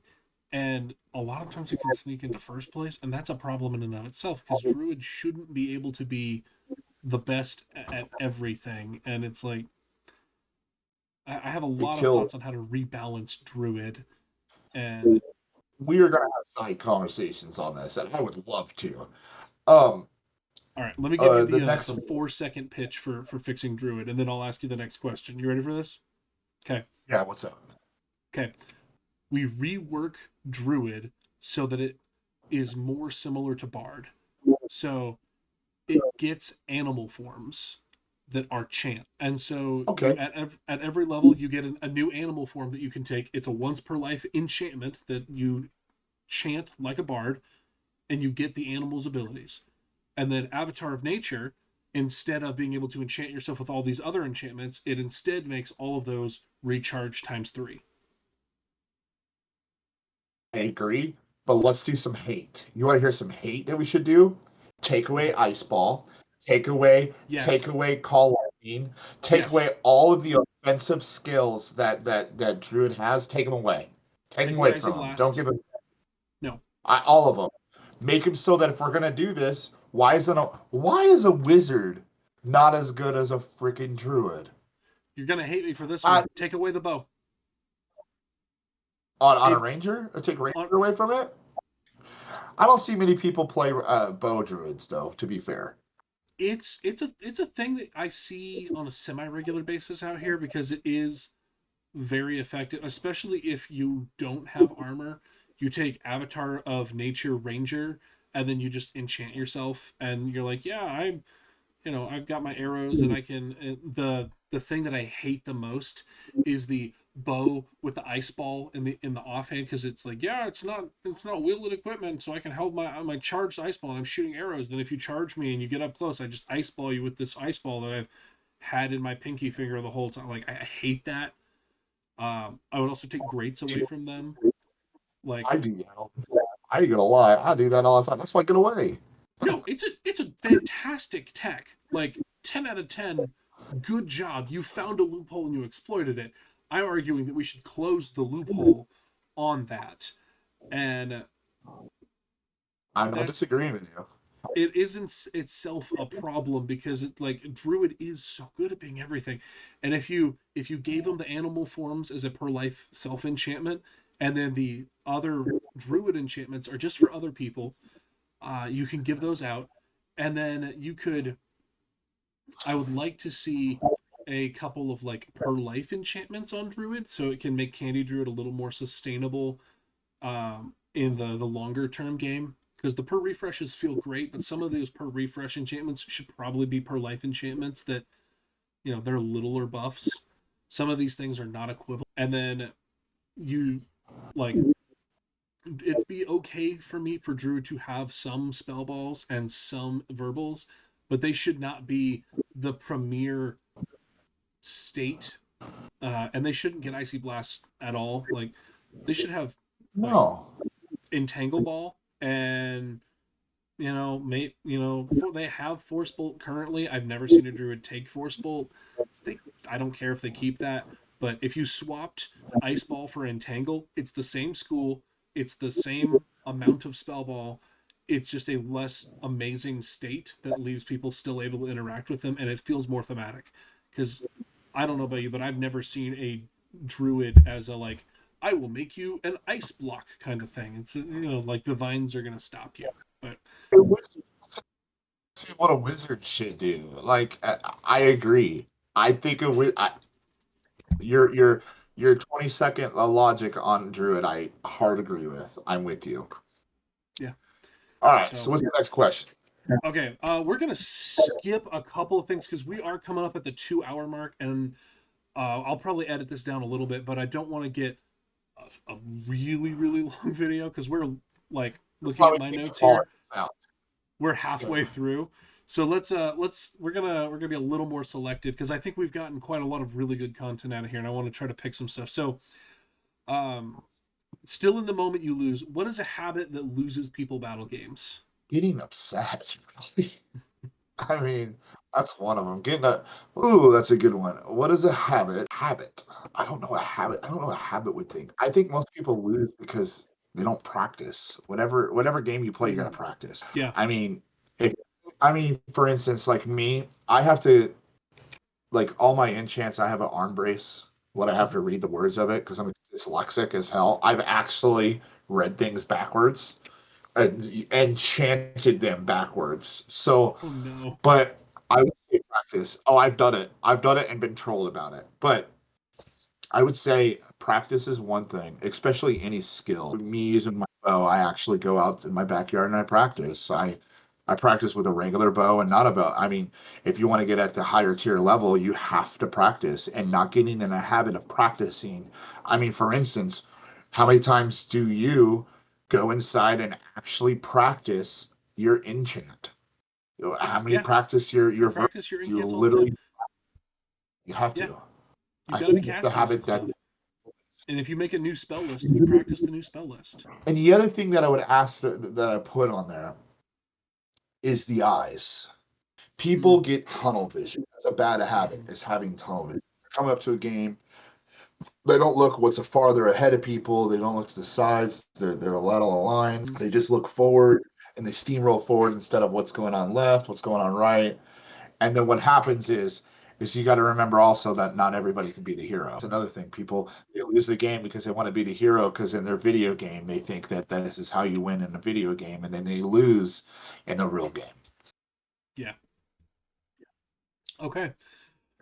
So I do want to jump down and talk about fighting and micro decisions, things like that. So because you play so much archery and you're in the skirmishing zone, when do you know that you need to get out of skirmishing range, and like when do you know a line's about to collapse? How do you analyze that? So I follow this really, really well. So when I see a line's about to collapse, what Mm-hmm. I usually see is I don't kill the pole arms. In Mm. our kingdom, we understand that pole arms aren't people. Okay. And I say that and is when I see it's about to, you'll start to see in little micro spots it's about to wedge, Mm-hmm. right? I literally look at, do I have my dispel, my pinning arrow? Do I have it ready? Do I have my getaway charged? Whatever classes. If I don't have a getaway to get the hell out of Dodge, if I Mm-hmm. don't have it and I'm starting to see the person that's holding the line, holding the objective is about to switch, I have learned to this is where new players mess up. They use it, they're afraid to get hit, Mm-hmm. not disengage. You know what I Mm. mean? It's learning when to disengage when you're seeing things are about to break. It usually happens by two things. Either one, pole arms, break the line apart, or healers start Mm. pushing people away. When you start seeing more than one people starting to be pushed away, you know what I mean? It's that's when you know, okay, I have to repivot myself or take out the person that's Yeah. literally doing this. And then if I can't do this, maybe like if I'm playing Archer, this is a really good time to reload. And reload out. Because then you're out of game. Yeah, and then they can't get you you. can't come back. You can get everything back, and maybe they take the objective. I have many of times have let them pass me as I'm grabbing my arrows, and I'm like out of game, out of game, out of game, reloading, out of game, Mhm. reloading, and I usually put a marker on the ground where I'm at because I'll forget. People get all crazy, and it's like this is exactly where I reloaded at, where I started the finish the enchant and left, the Mhm. incant and left, and then I'll come back. And by that time, people's forgot all about little old me, and then I'll just backline all. Sometimes that's the disengage and return. You just got to see where it's exploding. This is where people with like if I'm a druid, I'm teleporting over there. Yeah. I'm teleporting over there, and then this is the unfortunate part that teleport. The only person knows where you're supposed to be teleporting is you. This Hmm. is unfortunate. So I always teleport to the other team's base. There it is. I see it. I'm going to that spot. And usually nobody's going to track you because most scouts don't track people that much, in our kingdom at least. And then, at least. And then all the other ones is learning how to, you're getting pulled over, and that's what you would do. That's what I do to engage and reset. Yeah. Who's the worst person to spend an arrow on? Ooh. The guy with the most armor. You're wasting it. That's real simple. If they got six points of armor, if they have 4 points of armor, if they have 4 points of armor, you don't know if they have ancestral armor. You don't know what anything else they have on them. You don't know Yeah. anything. So 4 points of armor, it's a waste. If you see leather, I'm hitting it, destroying it, and I'm hitting it again, real quick. You know what I mean? Yeah. But yeah, that's where I look at it. Okay. How do you know when you're ahead in a game, and what do you do if you feel like you're ahead and you're winning? I press the gas harder when I know Okay. that we have the objective. I press the gas even harder, and I keep aiming at their spawn. I'll even purposely volley arrows at their spawn, knowing that I'm watching them, just so they know I'm there. And I press the gas. I told you, I really do that, and it's kind of annoying to people. And they're like, "Why do you do that?" But I do that purposely because I will literally look at you straight on, and then Hmm. in a split second, shoot someone to the side of me because I'm making I'm paying attention, Mm. not letting them know that I see the person to the side of me, and I want them to open up themselves enough where I can see them in the corner of my eye. Oh no. A very evil thing. I'm letting all the tricks out that I do. I mean, it's not what other people like. Yeah. I know another guy that's good at archery in our kingdom, my kingdom right now. He's a sneaky dude. He's Hmm. a really sneaky dude, and I'm just more of like he's sneaky, and I'm like a pincushion. It's oh you're there, bam. Oh you're over there, bam. And I'll look at you straight ahead at the same time, thinking my eyes are locked at you, and I'll even because I've been doing archery for so long, I'll hold my arm fully drone like this, and I'll hold it for 5 minutes Oh with wow. an arrow in my hand and have no problem because remember I said earlier people don't practice. Where Hmm. it's only 35 pounds here, man. That ain't nothing. I'm a big guy. Yeah. 35 pounds, I'll hold it the whole time. And then the second ago, I'll just let it go. And then reload again because I'll hold like 3 or 4 arrows in my hand. Yeah. it's that's how I do that micro decision. That's fantastic. Okay. So you already told us about your use of those get out of jail free cards, but is there any enchantment that changes your playstyle significantly? I freaking hate Pro. Hate it. I mean, Because I on only you. get one. Like when you receive an enchantment, how does it change your playstyle? Oh, I only want in one enchantment. I literally I tell everybody to go screw themselves in a way. I'm like, just give me the persistent pro, because the only one that I'm really worried about is just give me persistent pro, so that when other archers try to kill me, I'll purposely look at them, kill them, and they'll want to hit me, and I'll be like pro.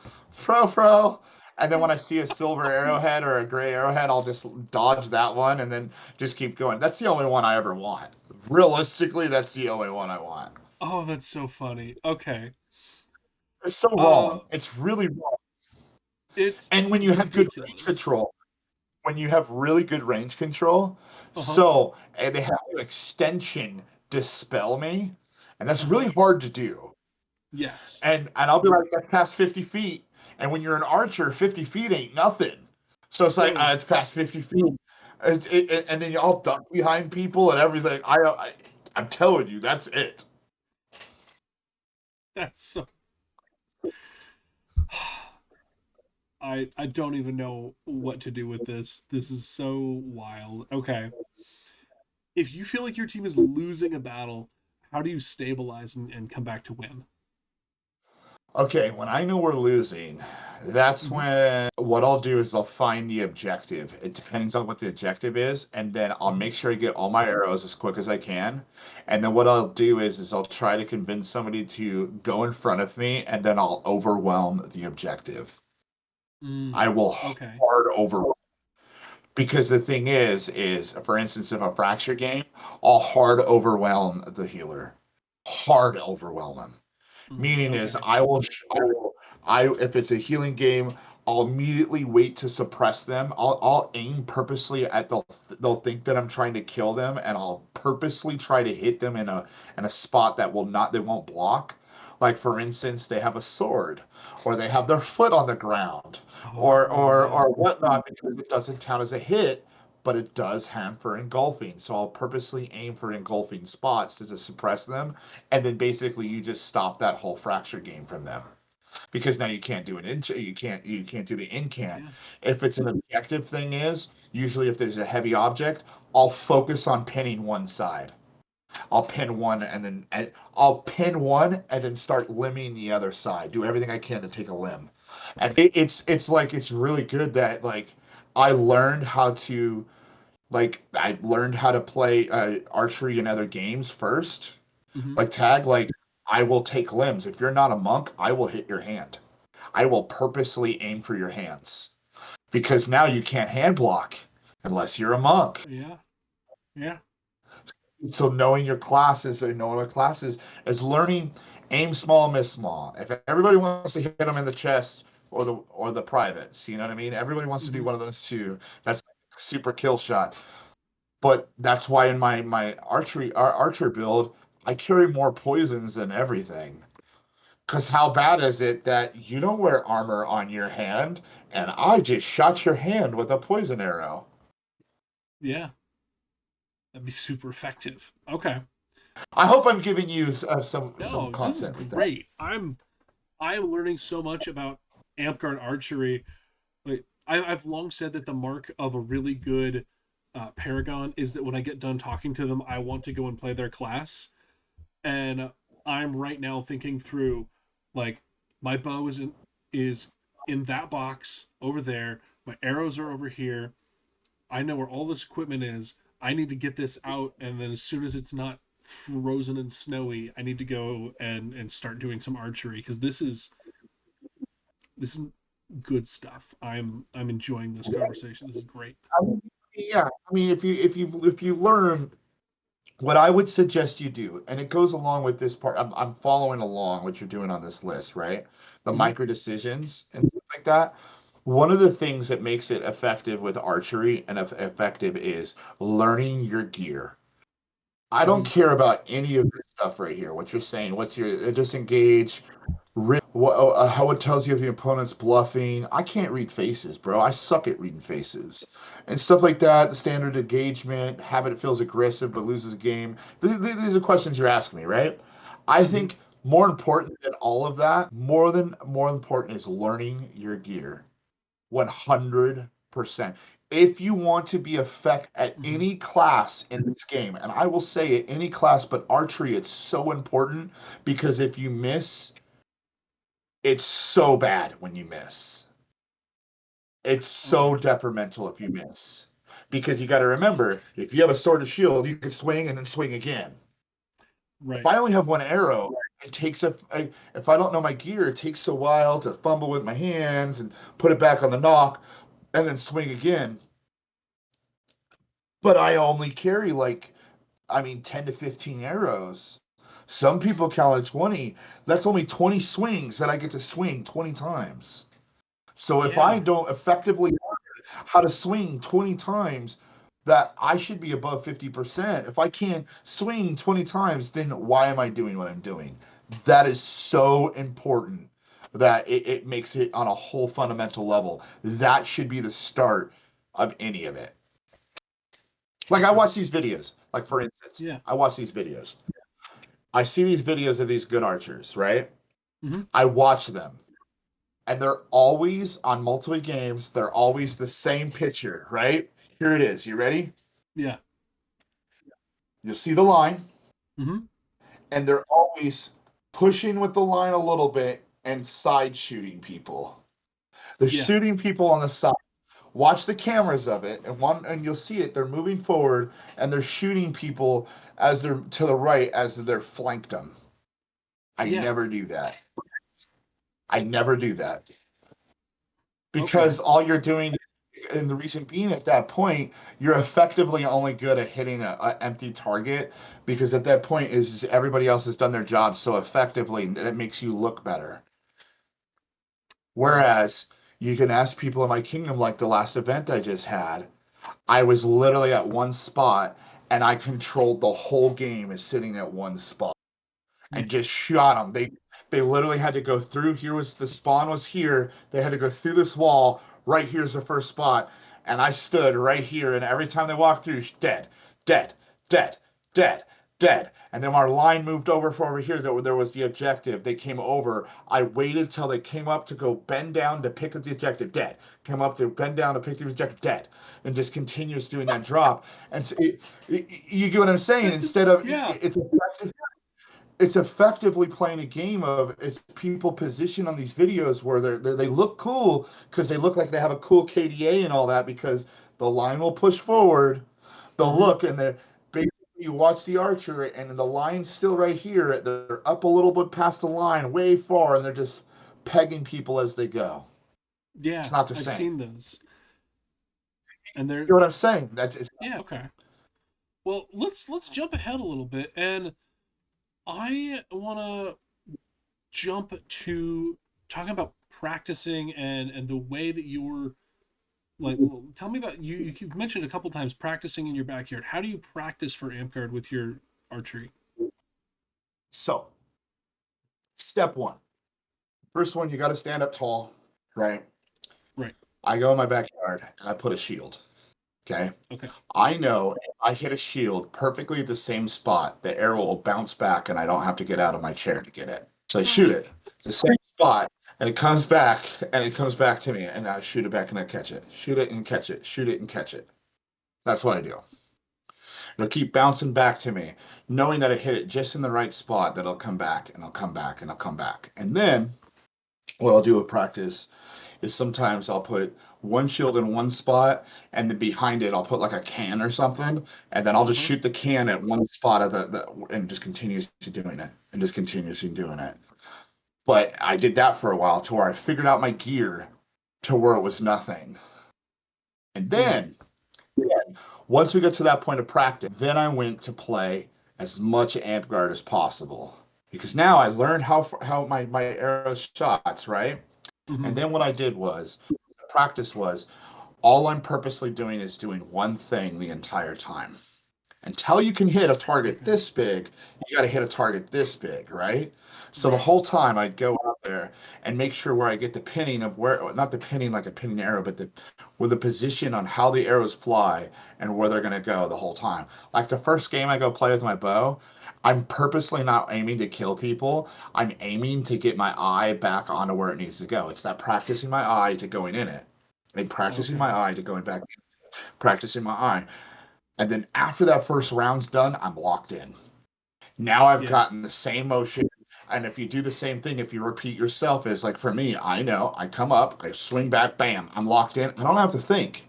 Now my finger is the point of where it's going to go. And now I know Yeah. where we're not shooting 100 yards. We're not shooting 200 yards, so you don't have to worry about the drop so much. Yeah. So everything's going straight where it's going to go almost. If I can get it to go 30 or 40 feet straight every time, everywhere I point, if you practice to keep everything still, it's going to aim and hit there every time. Yeah. Okay. I want to talk about some of the personal growth aspects that you've gone through.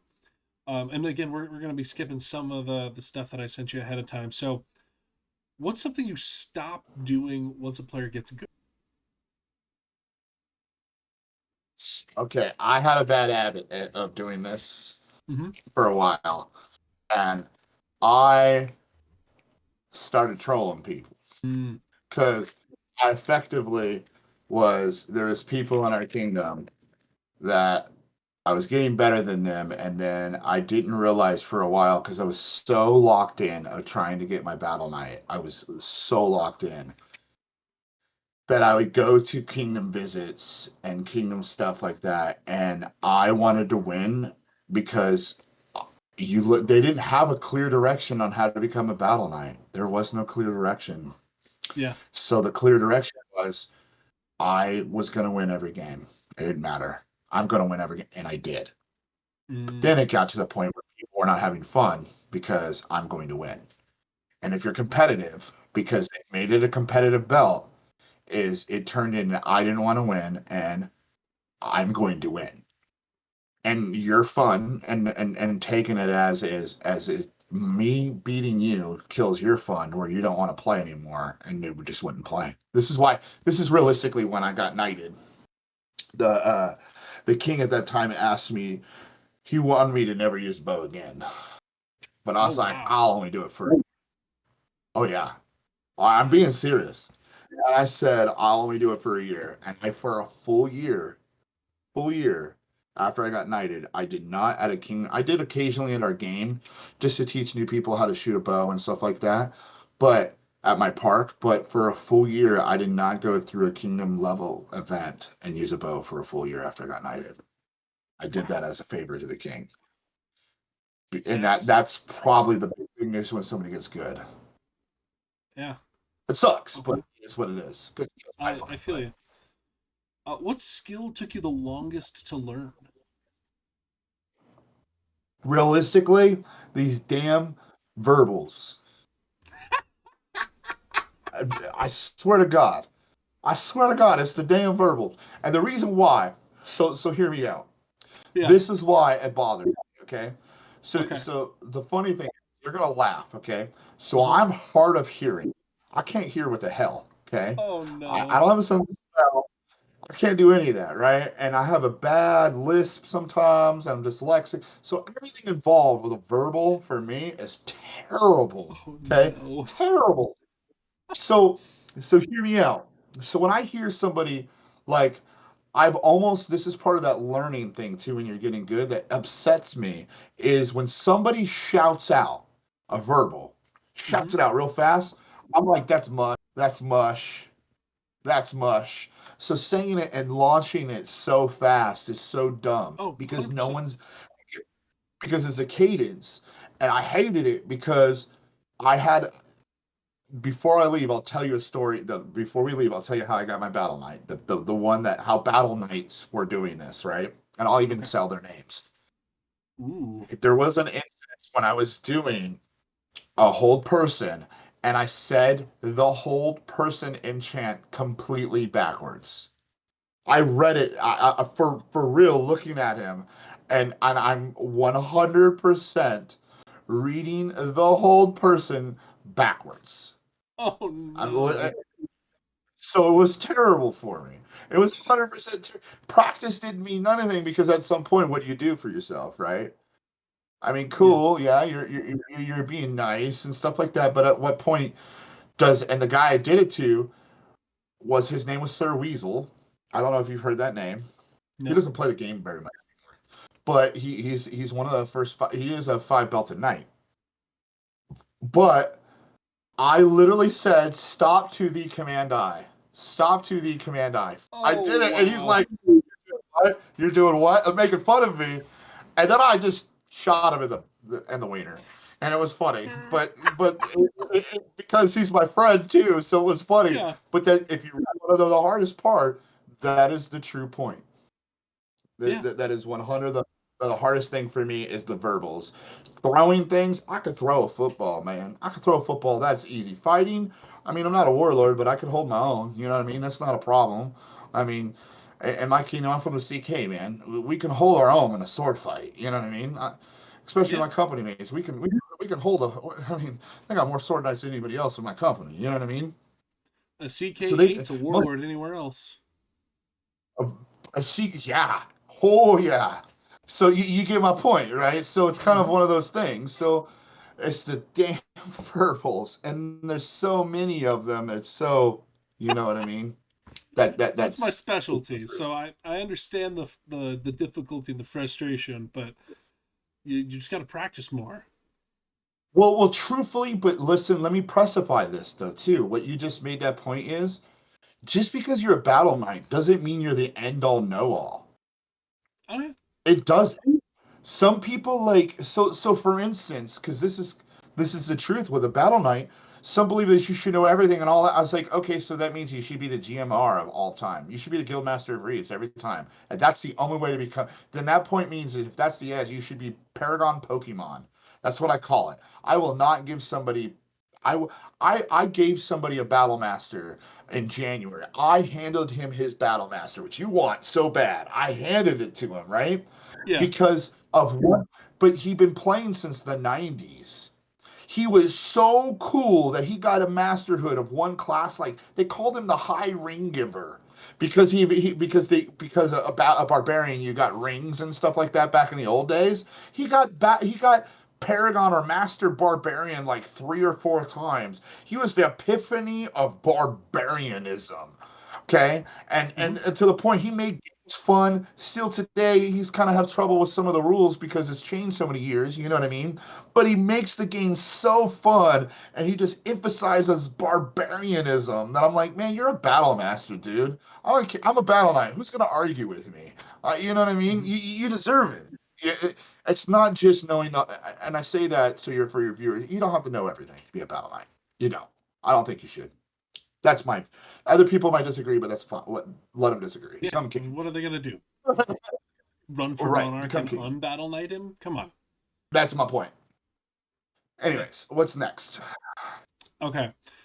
You know what? Let's move towards the wrap up. We're gonna do the rapid fire spicy questions, and then we're gonna wrap this puppy up.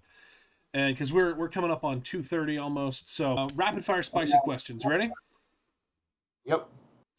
What's the common advice that is given to new players that you disagree with? That you should wait till level 6 to move on to the next class.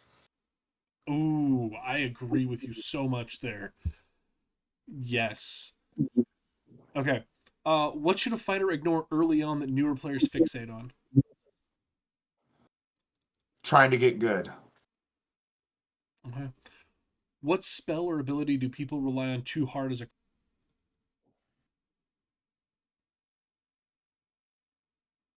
Pro. mm. What do people blame for balance that's really a skill issue? Armor.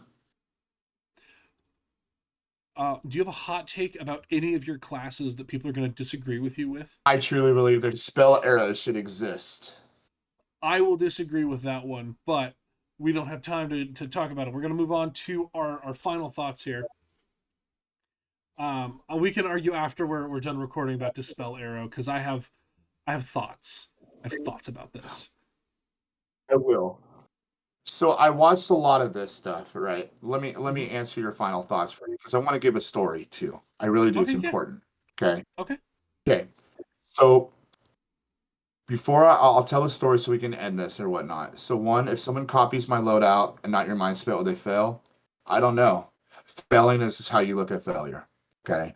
If someone watches me or learns from me and wants to reach out to how they should do that, I'll give people my orc or whatever. I'll give you the appropriate information. Anybody can ask me. I'm a knight of not just the CK. I'm a knight of the Amtgard. I will give anybody advice if they ask. If they're respectful, I'll give them any advice they want.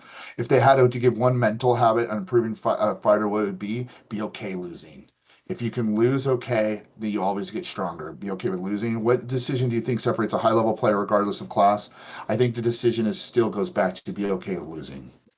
Be okay losing. If you're okay losing, you'll just get better because you'll have to lose more times to get better. That's where Right. I'll go on that, right?